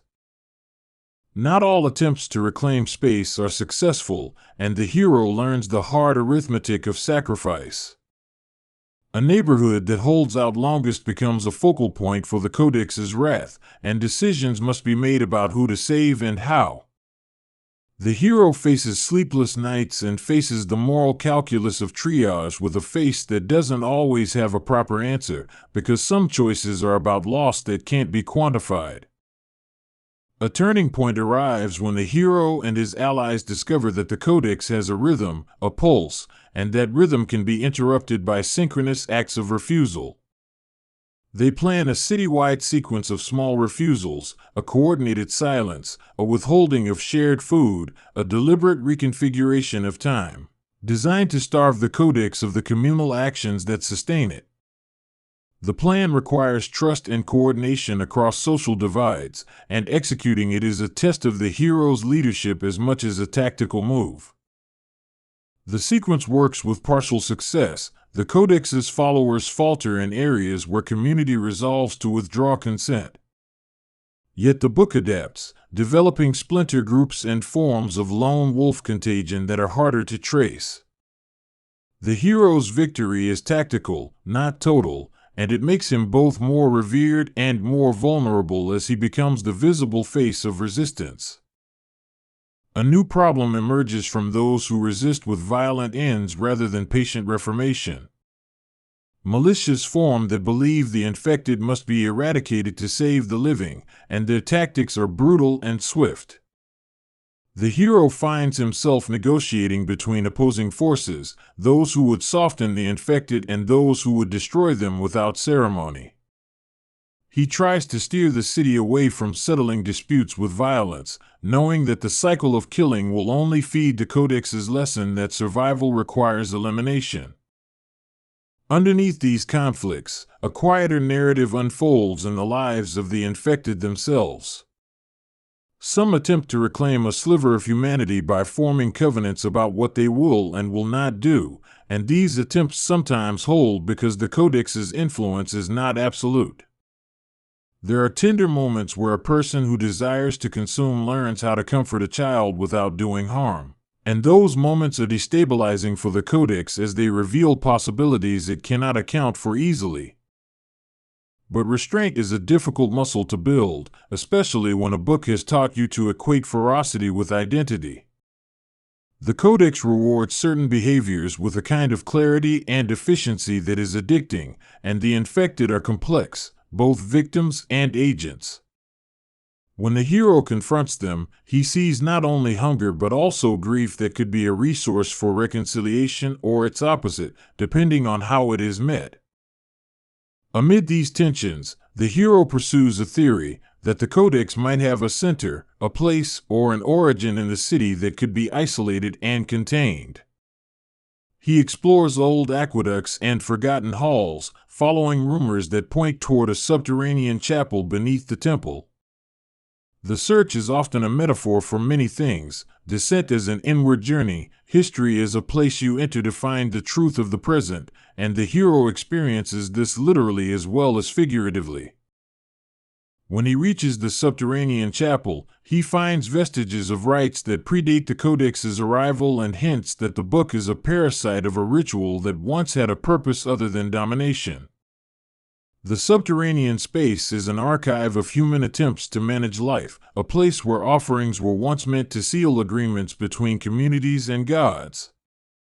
The hero realizes that curing the present may require rewriting the old margins and acknowledging debts owed to histories that have been ignored. The Codex resists such insights with all the subtle malice of a long-lived thing. It is a corrupter of narratives, the kind that delights in irony and slow decay, and it shifts its tactics toward a new, subtler strategy: myths of salvation.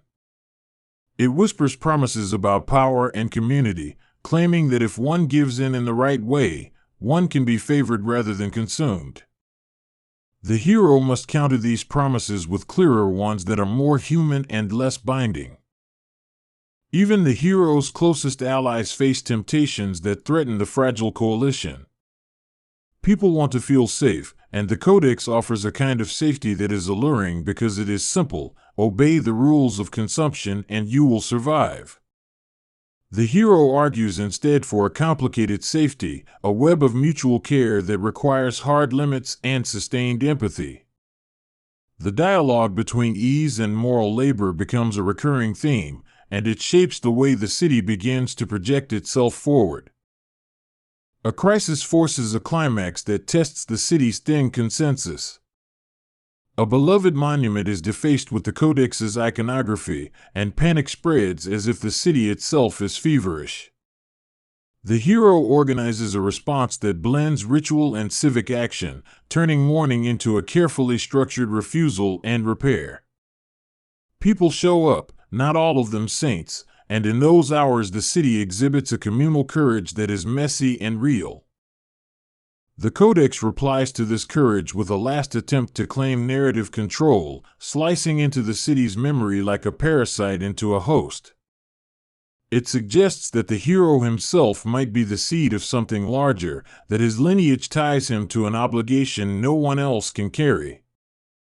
The hero resists the temptation to accept this mantle because accepting it would mean reproducing the very logic of domination the Codex embodies. He chooses instead to distribute responsibility, to make the protection of the city a shared endeavor rather than a monopoly of power. In the long aftermath, the city never returns to what it was before the Codex, nor does it fully become what the Codex imagined. It grows into an odd hybrid, a city that remembers both consumption and restraint and that teaches new generations the hard architecture of boundaries. Schools add curricula about communal limits, markets adjust their norms, and rituals are adapted to make space for both appetite and refusal. These changes are incomplete, sometimes precarious, but they are real. There are no perfect endings in a story like this, only continuations. The Codex remains locked away in a vault that people check and recheck, and even then there are nights when its influence flickers in small wounds and private choices. The hero recognizes the truth of maintenance, that saving a city is a daily labor, a practice of attention more than a single heroic act, and he takes on that labor without the trappings of glory.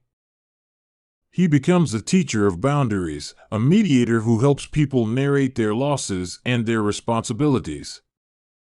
He marries the practical with the symbolic, crafting ceremonies that involve both paperwork and prayer, both barricade building and song.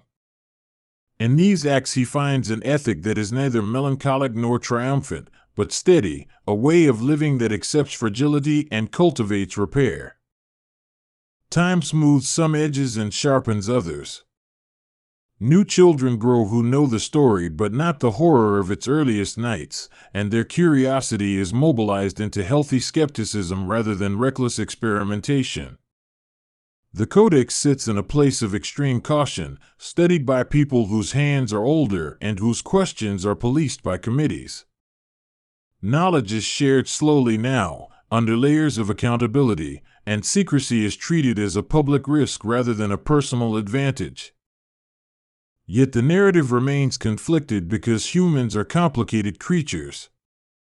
Some will always want more when more proves possible, and the Codex whispers to such people like a half-remembered lullaby. The hero knows that vigilance cannot be lazy, institutions will need constant tending, and culture will require stories that teach restraint as much as strength. His work is perpetual, but it is purposeful in a way that undermines the Codex's primary delight in hunger. The Forbidden Codex becomes a lesson in the dangers of treating hunger as an organizing principle rather than a problem to be solved. The city learns to build frameworks that redirect desire into constructive channels and teaches children histories that emphasize boundaries as love. In slowly evolving systems, small acts of compassion produce more resilience than spectacular violence, and the hero's legacy is a set of practices that make that truth plausible. In the last scene that feels like an ending, the hero stands at the edge of a canal and watches the light on water, reflecting on the work and on the lives altered in the long struggle. He thinks of the graduate student whose curiosity opened the door and of the custodian who taught him the value of listening, and he understands that stories are circular rather than linear. The hero knows the city will keep meeting him in ways that are daily rather than dramatic, and he accepts that without vanity. The Forbidden Codex itself has not been destroyed, because stories rarely end with annihilation. It sits in a walled vault watched by people trained in humility, and its pages are studied not to unleash power but to understand how to prevent its misuse. It is a relic and a warning, a book that used to teach appetite and now teaches caution, and that is as close as anyone gets to closure in a tale about hunger and restraint. So the city moves forward, imperfect and more alive for having had its social fabric tested and rewoven. The hero of Tenochtitlan does not vanish into legend. He continues teaching, mediating, and sometimes grieving, because heroism in his sense means showing up for the long, patient work of living together. The Codex remains a dark mirror to be consulted with care, a reminder that the line between hunger and devotion is thin and that it takes a village to map the difference. And if you are driving tonight, if your hands are on the wheel and the city is sliding by like a long, glossy ribbon of lights, remember that stories like this are less about final battles and more about the small negotiations that keep communities breathing. The hero's true power is not in defeating a book but in convincing a city to teach itself a new grammar of care. That is the most dangerous, and the most hopeful, thing a person can do. The first time the sea spoke was not with waves but with a glassy hush that smoothed even the fisherman's wrinkles into patient lines. In the hours before dawn, when Tenochtitlan still smelled of smoke and wet maize, men saw shapes swim beneath the surface like sleeping statues come loose. They called it an omen, and omens in that age were answered at once by priests who read the water as a mirror of fate. Word spread by runners and by pigeons, whispered from courtyard to canal to market, until the city's pulse thudded in the chests of elders and children alike. When the surface broke, it revealed a thing of black stone and mirror, an object the color of new midnight and sharp as the last word of a knife. They named it Obsidian Dawn, for when it rose it threw the sky into a new kind of night. The Obsidian Dawn was not an island or volcanic glass, but a crown, an inverted halo, floating with slow, deliberate malice above the main lake. It cast a shadow that moved like a hand sweeping across the face of the city, and under that shadow the colors dulled as if someone had washed the world in sorrow. Priests said the gods had returned to test them, mothers said the air tasted like iron, the young thought it a game played by spirits. But the game was not for children. When the crown tilted, something poured from its rim, not water, not smoke, but a slick, oily residue that turned the worn stones of the causeways black as if the city had been inked.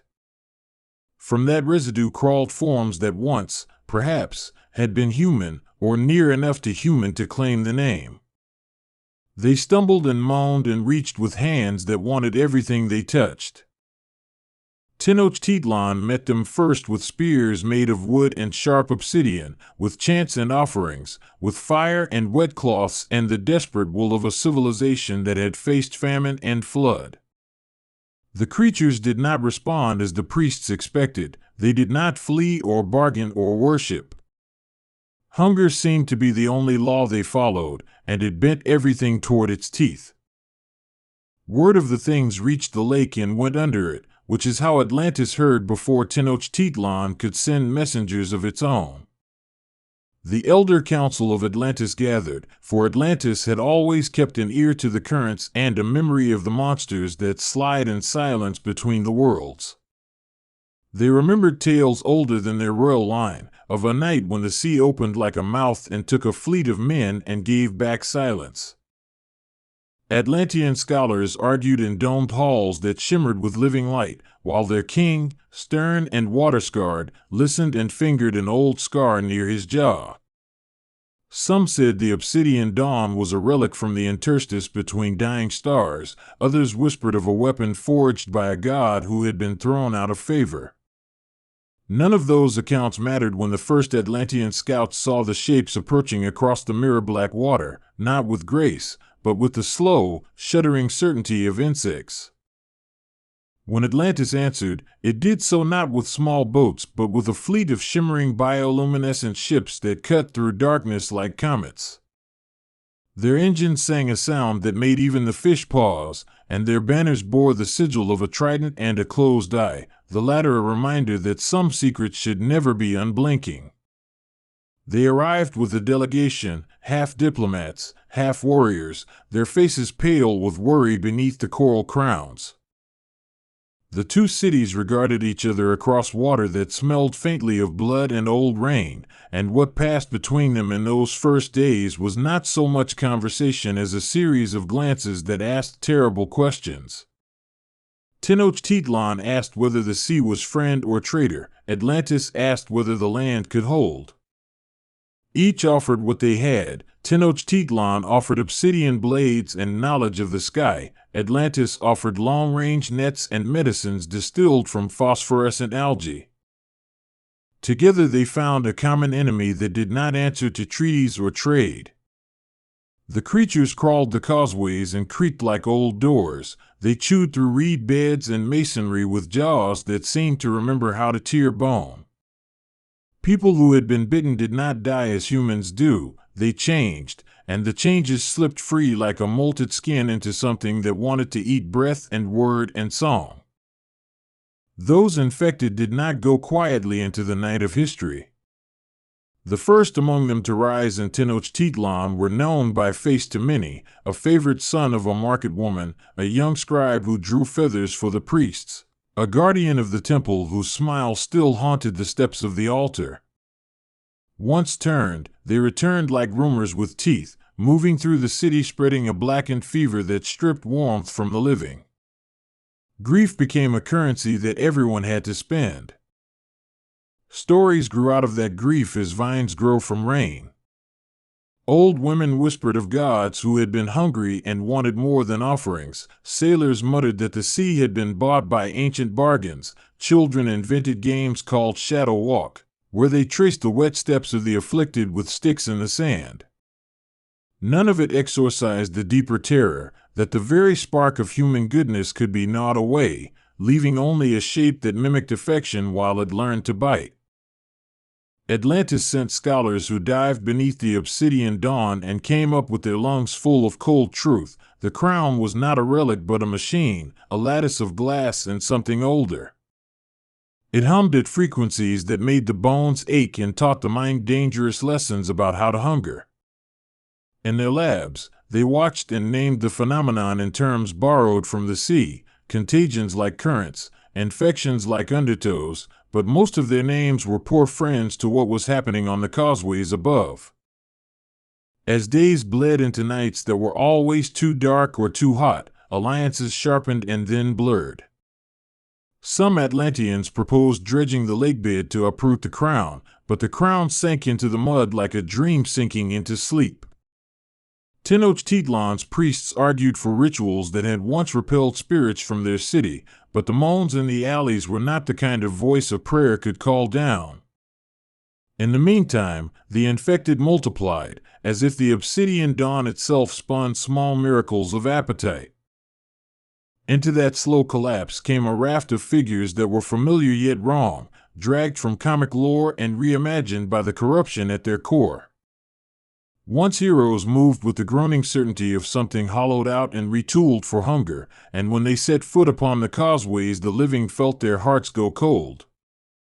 They retained enough of their former selves to be the cruelest of predators, a friend's name on the lips while the teeth searched for bone. One of them, who had been a harlequin of sticky webs and bright loneliness, swung between the rafters of the market, trailing shattered silk in the odor of long nights. Another, a man who once stood for shielded ideals, limped with one arm torn from its socket and still raised an empty, accusatory salute.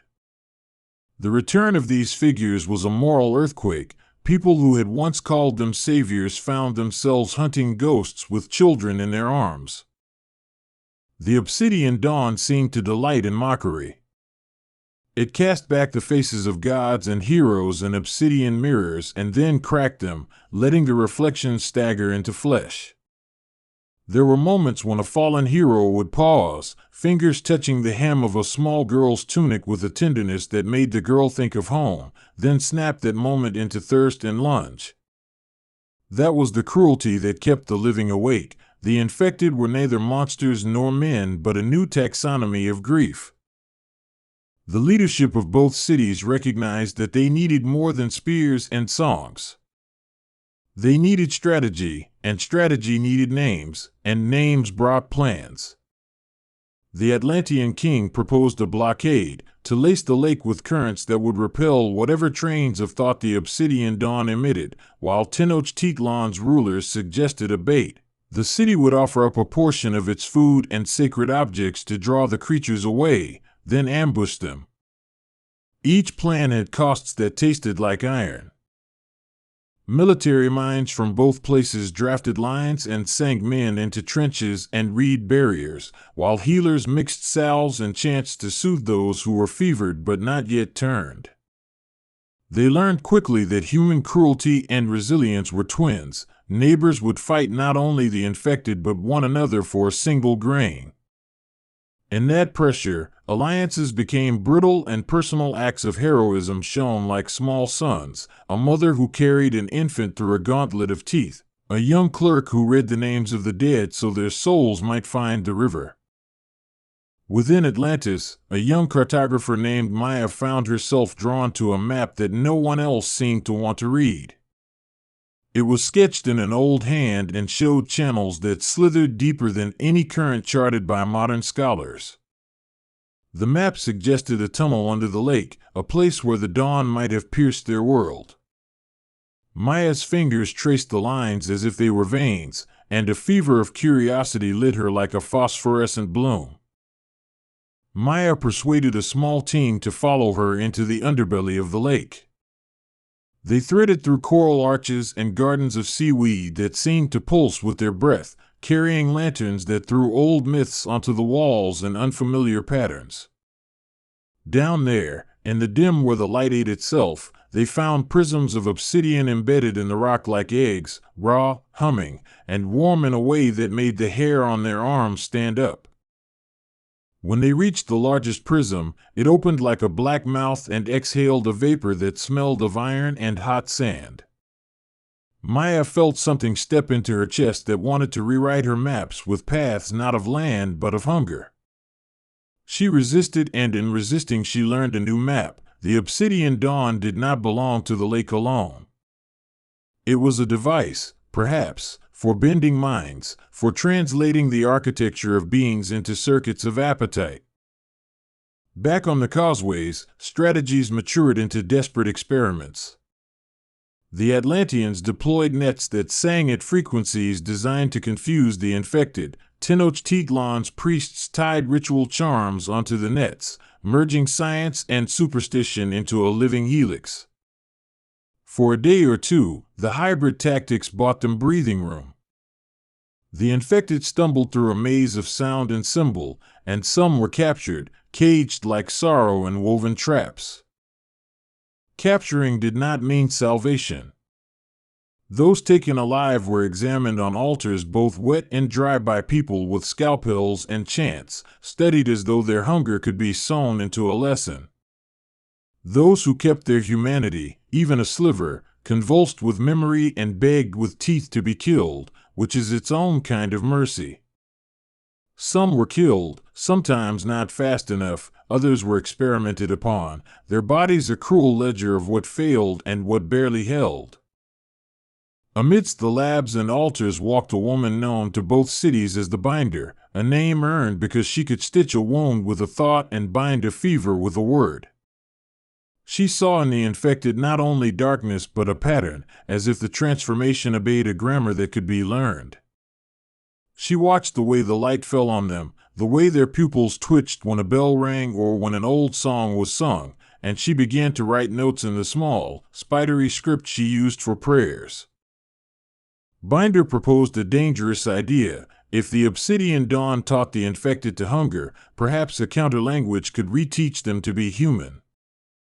It was a theory built of hope and the kind of arrogance that survived only in those with nothing left to lose. The king of Atlantis approved cautiously, and Tenochtitlan's priests muttered that the gods wondered at such impudence but allowed the experiments to proceed at the edges of their ceremonial law. They devised a series of tests that read as if they belonged in a cathedral and a laboratory at the same time: exposure to certain melodies, to smells of native herbs, to patterns of movement that echoed childhood. For a while the approach seemed promising. A few infected paused, their hands trembling, as the music called up memories like old birds returning to a nest. The people celebrated those pauses as if they were victories, for every flicker of recognition was fuel for their exhaustion. Then the obsidian dawn shifted again, as if it had been listening to the music from beneath the water and had decided to hum louder. With its new tone, the infected stopped responding to the binder's language. Instead, they convulsed in ways that looked like prayer but tasted like hunger. The binder's scripts blurred under her hand, and she realized with a cold new clarity that language was only one component of what the dawn twisted. The situation turned at its pivots in 1,000 small ways. A bridge collapsed beneath the weight of the infected. A child learned to imitate a crawl that saved his life. A priest who had kept a relic of a nameless saint began to mutter a protection that held for a night. Tactics that had seemed permanent proved ephemeral. The infected adapted, their motions collecting like water into new forms. The living were forced into improvisation that read like improvisational prayer. Into that improvisation walked a small group from a faraway coast, men and women whose skins were stamped with runes and who claimed to be cartographers of another kind, navigators of broken worlds. They called themselves the cartographers of the rift, and they brought with them metal devices that smelled of ozone and old lightning. Where they went, their instruments hummed and wrote invisible lines in the air, as if mapping not geography but intent. The cartographers proposed an audacious gambit, to map the wake of hunger as if it were a tide, then to steer it into the open lake where its force could be diluted. It sounded simple when they said it, because words often tame the edges of impossibility into manageable blades. In practice, it required bait, and bait on the scale needed meant that whole neighborhoods would have to be evaluated and, possibly, sacrificed. Sacrifice is a word that tastes different to different peoples. For Tenochtitlan, it carried layers of ancient meaning, woven into myths of gods and maize and rebirth. For Atlantis, it was a code of duty to the many and the future. The plan forced leaders to ask whether a current of suffering could be rerouted without drowning those who could not swim, and the answer was never clean. They began to build corridors, and those corridors became the city's last great work. As the engineers and priests carved out those corridors, the infected evolved, sometimes in ways too subtle to notice until it was nearly too late. They learned to mimic signals, to pretend to follow the music of the binder only to pivot at the last beat into violence. The living noticed patterns inside patterns, and suspicion became a companion as constant as hunger itself. Neighbor watched neighbor with a wary eye, and even friends who had eaten together began to hide their meals. On a night when the moon was a pale coin pinned to the sky, Maya returned from the depths clutching a small shard of obsidian in her fist. It was warm with a kind of stored memory and hummed when she set it near the binder's scripts. The shard seemed to hold a piece of the dawn's vocabulary, and in that small thing lay the possibility that the machine could be turned away from hunger and toward something else. To think so was to court madness or salvation, depending on how stubborn a person was with hope. They decided to attempt to reprogram the dawn, a phrase that felt like sacrilege and promise pressed together. The plan required someone to go close enough to the crown to interface with it, and such proximity meant almost certain infection. Volunteers were scarce. Heroism had become heavier than any crown. In the end, a priest who had lost his son, a sailor whose hands had been bitten but not claimed, and Maya herself stepped forward with a mix of resignation and fierce intent. The ascent to the crown was a procession of silence and breath. They moved in rafts that glittered with bioluminescent algae and with the soft glow of the binder's notes, each step accompanied by songs that were half lament, half instruction. When they reached the crown, the world felt like tissue between two bones, thin and easily split. The crown's surface drank moonlight and spit shadows, and their reflections were stilled into obsidian doubles. Touching the crown was like pressing a palm to the back of a sleeping animal and feeling it breathe. Maya laid the shard against the crown's lip and watched as the lattice of obsidian thrummed and rearranged, like a chorus shifting into a new key. For a moment the moans across the water ceased, and the world held a breath so long it became pain.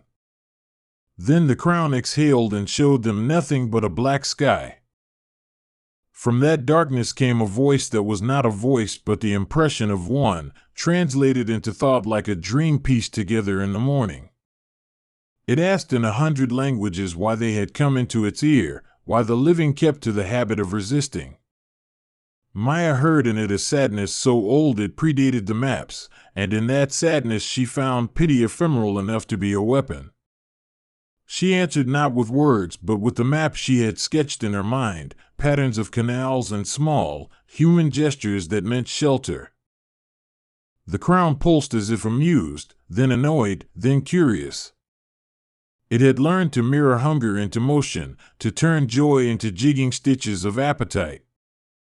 Maya's reply was simple and stubborn. We are complicated, and within our complication you will find songs that teach you not just to hunt but to remember.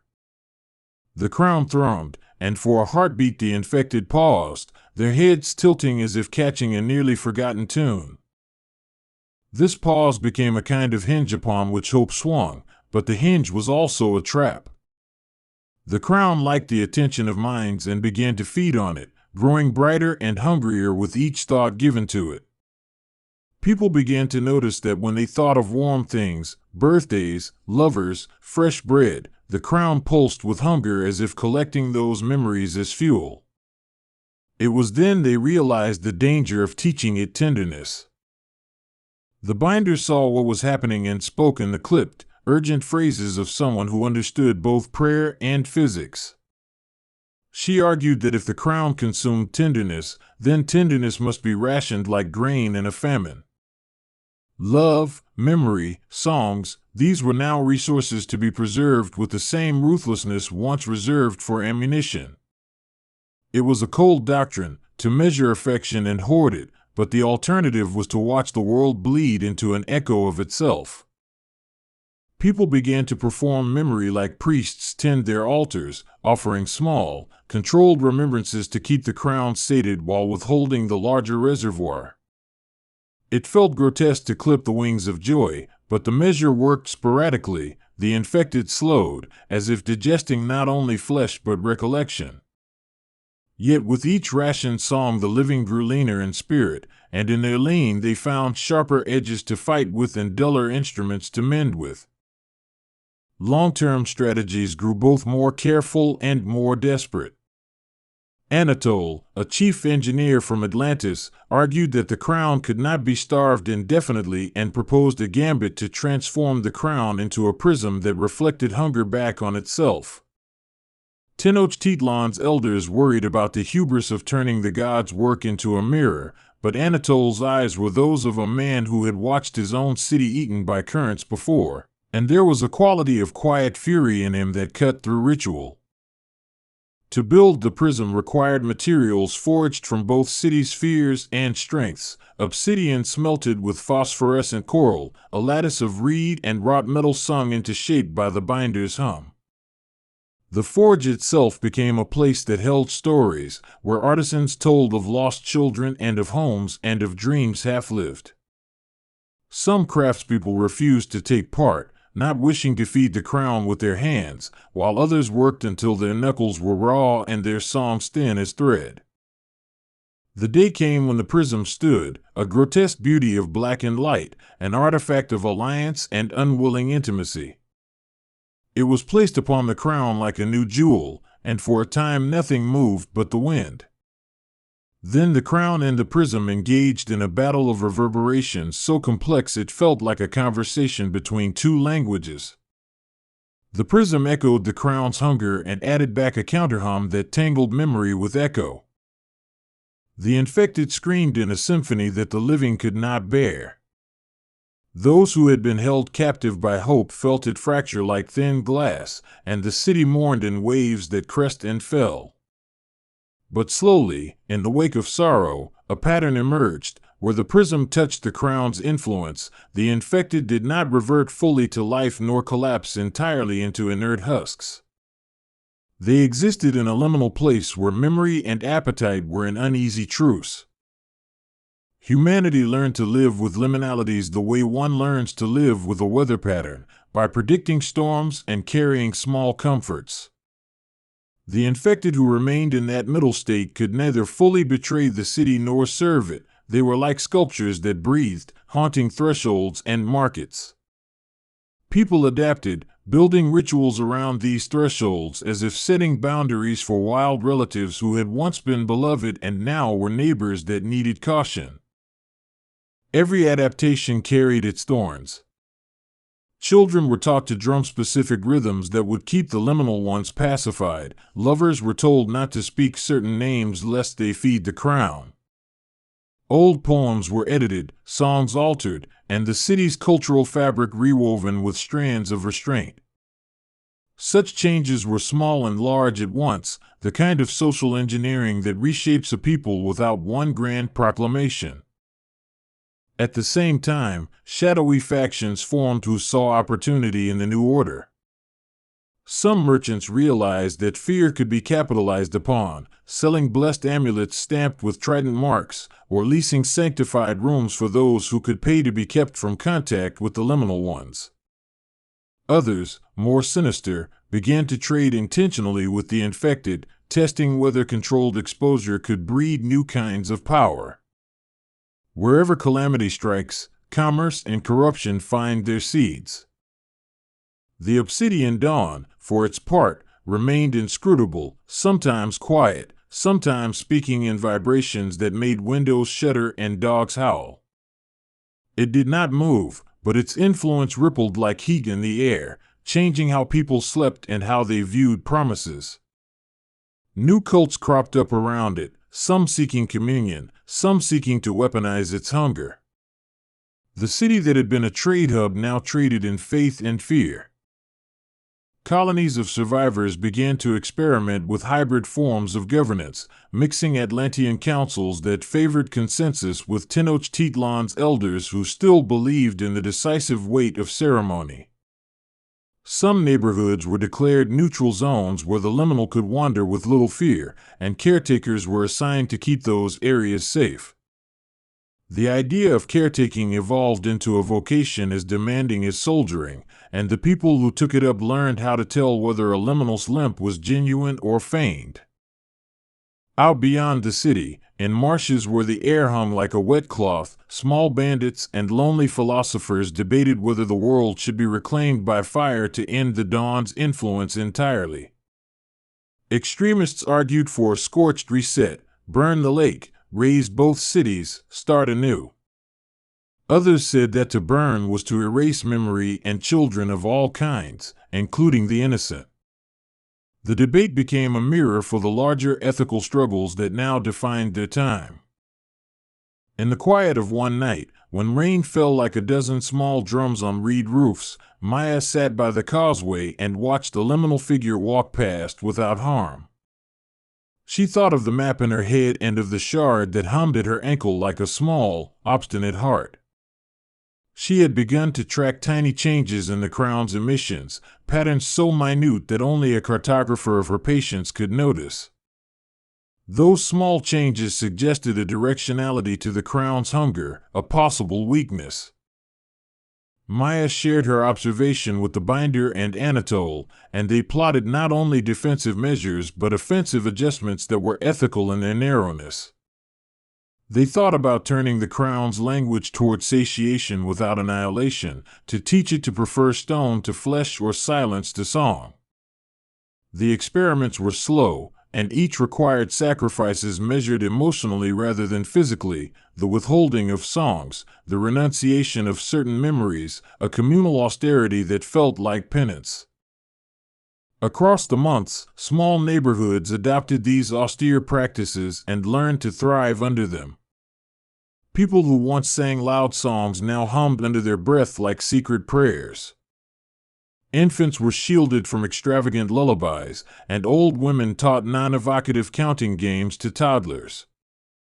The result was not beautiful in a traditional sense, it was survivable, and sometimes survivability becomes the truest definition of beauty.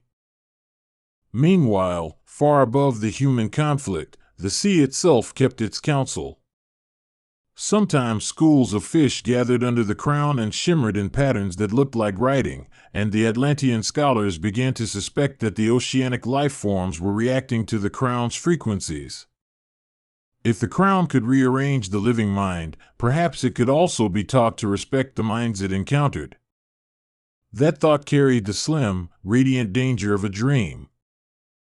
To test this, oceanographers sent living emissaries, trained cetaceans and cephalopods, creatures with their own complex cognition, into proximity with the crown. Their success was mixed. Some returned docile, having been coaxed into silence by the crown's rhythms, while others came back with strange behaviors, carrying bits of obsidian in their mouths and circling in patterns that looked like grief. Whatever the crown learned, it learned quickly.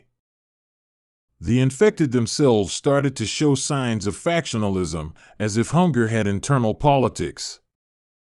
Some formed packs that guarded corners of the city with ferocious territoriality, while others wandered aimlessly, like ghosts in a world that still smelled of bread.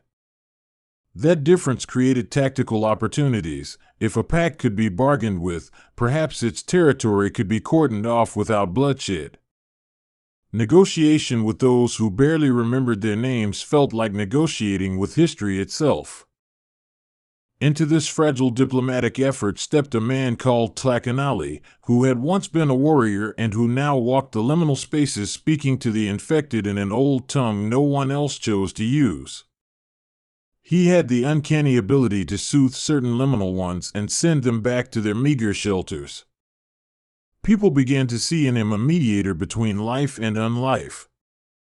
His methods were not always clean. He sometimes had to give up family artifacts as bribes, and his face carried new lines cut by choices that had no just answer.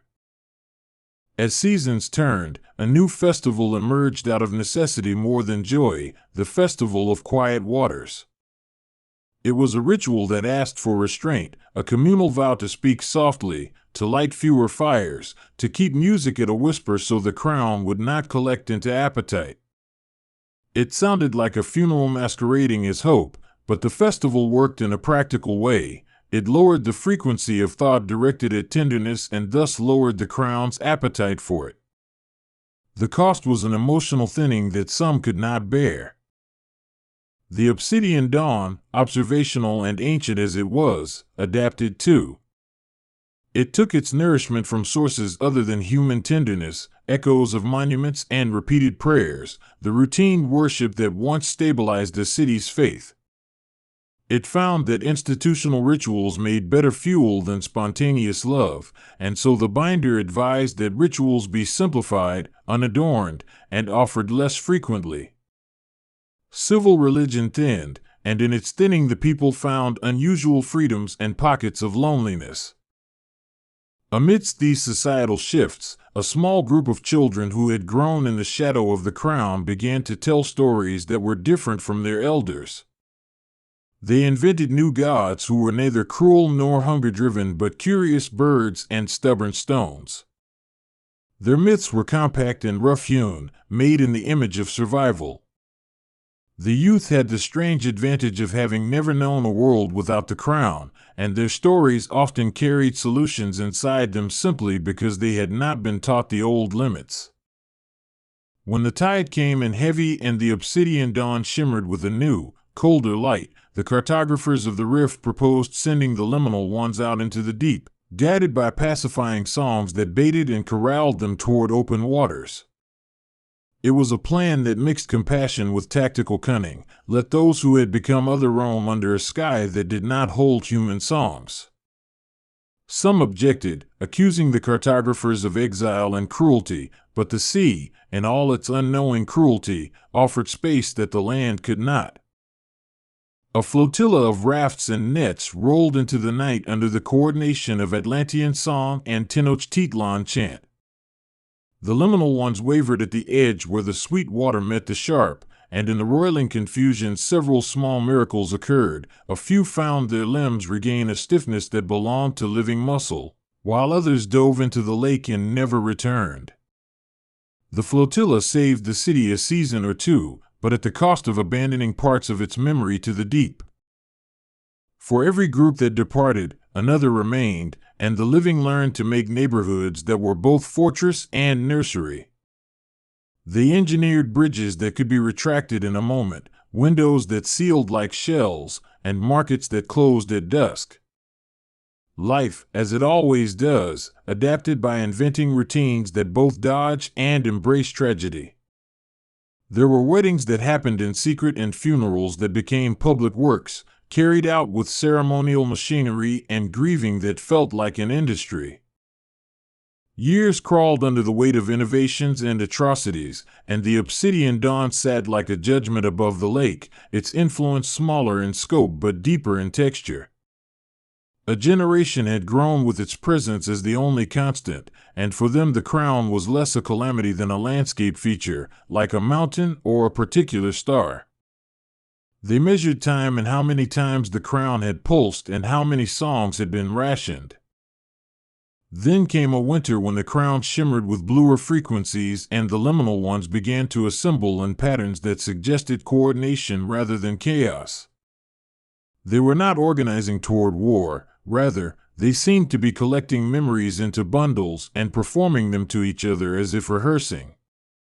It was an eerie, beautiful thing to watch. Creatures made of hunger and half-remembered laughter gathered around small flames and told stories in broken ways.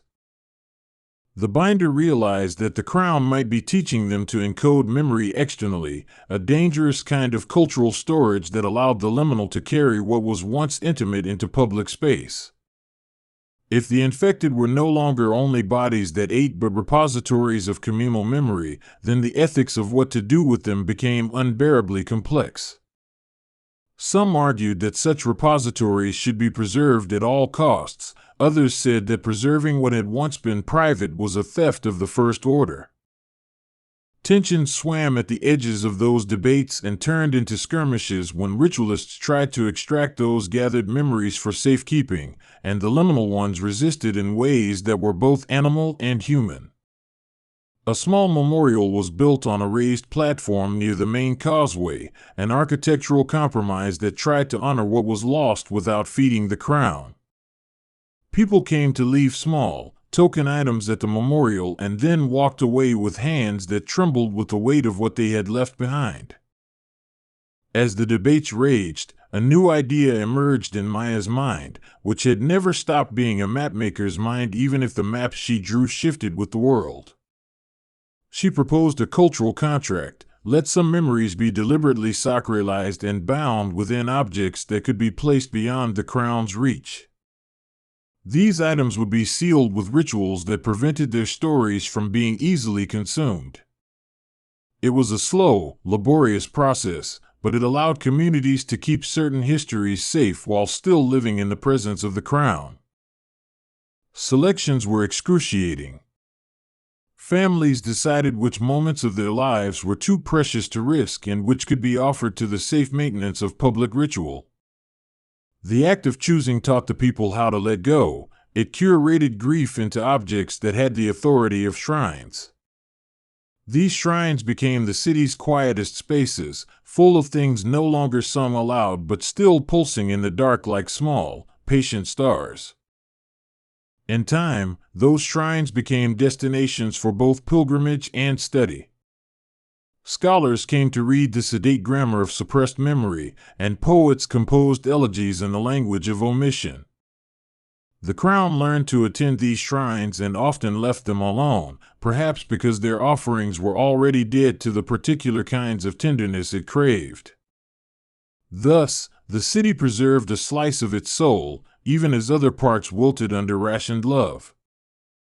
The obsidian dawn continued to be both teacher and test.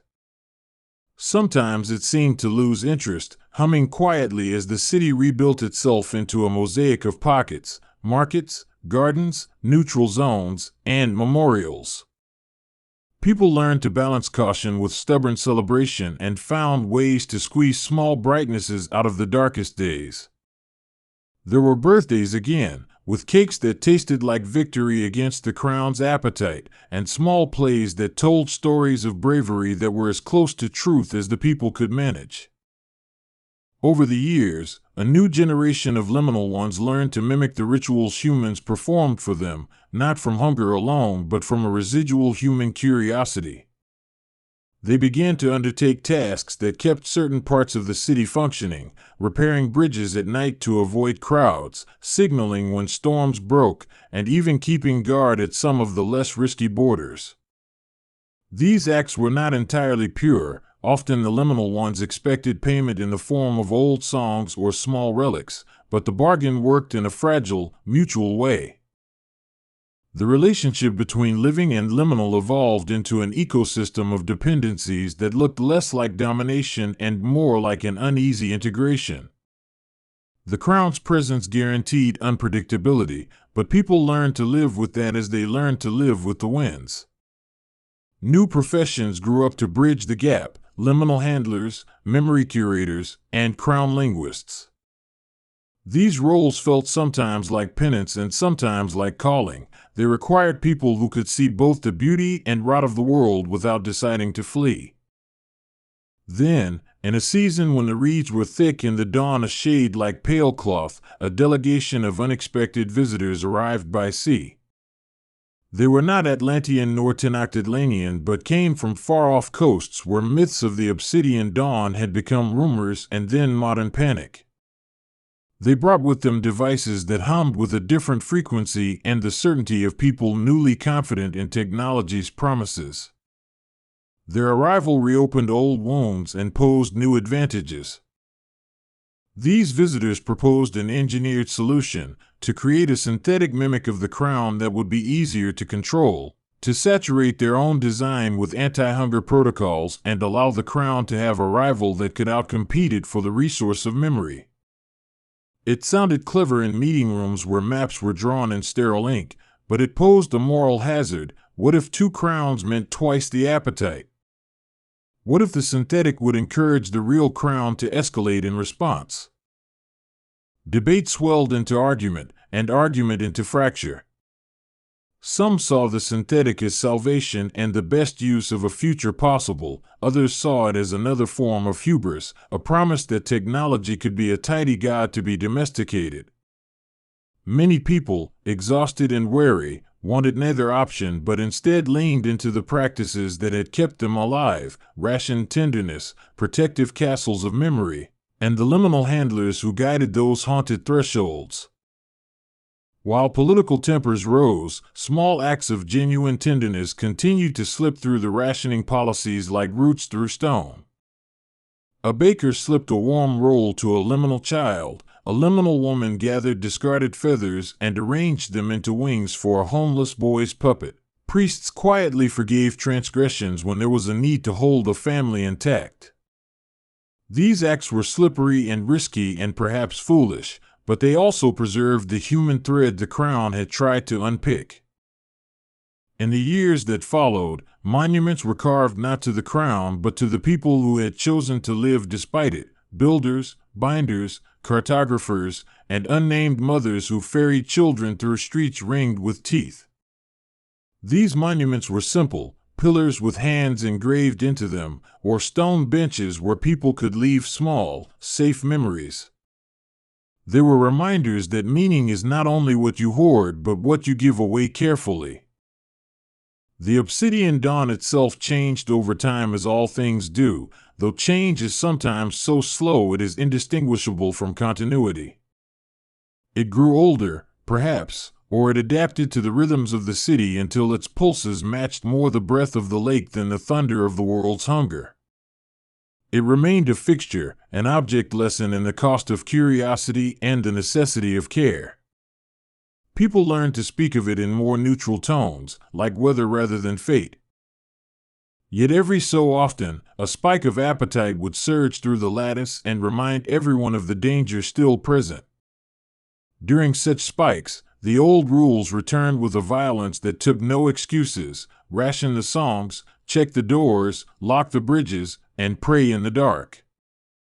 Those moments kept the city sharp and kept its defenses real, because memory and hunger had not rearranged themselves into a new peace so much as a fragile truce.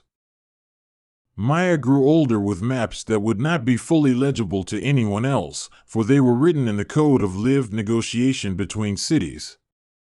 Her cartographic genius had mutated into a craft of emotional navigation. She could rid the city like a seafarer reads wind. She taught apprentices how to groove canals to catch light and how to measure silence not as the absence of sound but as a presence with boundaries. Her pupils wandered the neighborhoods like cartographers of kindness. The binder, too, became a legend with hands that had sutured more than flesh.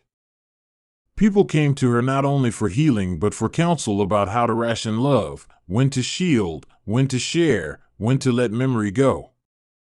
She used her scripts less for cure and more for instruction, teaching the populace how to keep small parts of themselves from being consumed, not out of selfishness but as a communal strategy. Children learned her lessons in games and later applied them in lives that needed such cunning. The prism remained both triumph and uneasy compromise, a shape of collaboration that had retuned the crown but not banished it. The liminal ones continued to walk between worlds, sometimes savage, sometimes tender, an existence that made ethics a daily craft. Time softened many edges and sharpened others, and the city baked its new shape into the built environment with less fanfare and more practical engineering. One evening, in a dusk that was more watery than the rest, a boy found an old mask near the memorials. The mask was carved with the face of a forgotten deity and held within it a music like a closed book. He showed it to Tlacanali, who placed it in his hands as if it were both a gift and an indictment. The mask's music lulled them for a moment into remembering pre-crown myths, stories of voyages and gods who turned into animals out of boredom. The mask raised a question the city had avoided. What if some memories were best left untouched because their revelation would feed the crown in ways the city couldn't predict? It was an ethical knot tied so tight that many pastors and scientists alike refused to touch it. The mask was placed within a shrine and marked with warnings. People left offerings at its skirts and sometimes words, as if negotiating directly with the memory inside it. Through such stories and small peculiarities, the city preserved its soul in increments. They recorded stories not to beat the crown's appetite, but to make a ledger of what not to give unguardedly. They learned to curate grief, to write it down in safe books and seal the books so the crown could not taste the ink. These books became the closest thing to a treaty the city had with the crown, a pact of what would be shared and what would remain secret. The obsidian dawn, ancient as a fossil maybe and clever as a mind that has eaten other minds, watched and evolved. It learned to separate hunger into more refined forms and, in doing so, opened doors to new philosophical questions. Could a being that lived on memory be taught to value the memories it consumed? Could it be coaxed into a sustainable diet of monument rather than family? Those questions became the province not only of scholars but of every parent deciding what lullaby to sing. In the end, it was not one grand act but 1,000 quiet decisions that defined the city's transformation. Love was rationed and given with the meticulousness of a healer pressing a wound. Memory was curated like fine pottery. The liminal were contained, engaged, and sometimes forgiven. The crown remained, sometimes hungry, sometimes contemplative, but no longer the black tyrant that had arrived with the first oily residue upon the causeways. Years turned into decades, and the history of the Obsidian Dawn became a layered text that could be read in more ways than one. The young wrote their own myths, and the old edited theirs with merciful hands. They did not win. They did not entirely lose. Instead, they learned a human lesson that is older than sovereignty itself. The world forever offers choices between sacrifice and inventiveness, between hoarding and sharing, and the crown simply amplified the moral math. Tenochtitlan and Atlantis both endured in forms that betrayed their ancient shining in order to become something more practical and, in some pockets, kinder. Their alliance had become a fossil in the making, not inert, but a structure to learn from. They had used the tools of both city and sea, nets and chants, prisms and maps, and by doing so they had taught themselves both how to fight appetite and how to temper love. The obsidian dawn never truly became kind, but its cruelty moderated into a dialectic that required constant attention and occasional sacrifice. The city kept its beat and its hunger, and people kept living and dying and remembering in the narrow spaces left to them. And sometimes, in the soft hours when the city lit fewer fires and hummed fewer songs, the crown pulsed and the liminal ones gathered and seemed to hum back in a way that looked like conversation rather than conquest. When travelers years later came to hear the tale of the Obsidian Dawn, they found a city that had stitched itself into a new shape like a garment patched with many hands. They were told of maps that taught how to measure silence and of prisms that bent hunger back on itself, and of small, stubborn acts of tenderness that had been hoarded like precious salt. The story they heard was neither triumph nor lament but a long, patient tale of how civilization rearranged itself under extraordinary stress. Perhaps that is the true moral of the Obsidian Dawn, that horrors do not always end in apocalypse, and that survival often looks like complicated ethical trade-offs rather than a single heroic act. The crown remained a reminder that curiosity could birth danger, that love could be a resource to be consumed, and that the world would never return to its original innocence. And yet within those heavy lessons the people of Tenochtitlan and Atlantis found ways to keep their children fed and their songs alive, even if muted. In the end, the Obsidian Dawn became part of the landscape of myth, a place where the living went to leave things they could not risk anymore and where the liminal came to rest and sometimes to act in ways that saved the small and saved the necessary. The cities built a culture that blended caution with generosity, fear with stubborn hope, ration with the occasional, illicit extravagance. It was messy, human, and real in the manner of things that survived because they refused simplicity. And so the tale of the Obsidian Dawn lived on, not as the end of stories but as the context in which new ones were told. Children grew up with relics of the crown's influence tucked under pillows and with lullabies that taught caution, and they learned to laugh at things which their grandparents had not thought to. In that laughter, fragile and a little sharp, lay the most defiant refusal of all, to let an obsidian machine write the last line of a people's book. If this ride through blood, gods, and zombies shook you, hit subscribe and drop a comment telling us, were you more blown away by the gods fighting back or by the people refusing to die?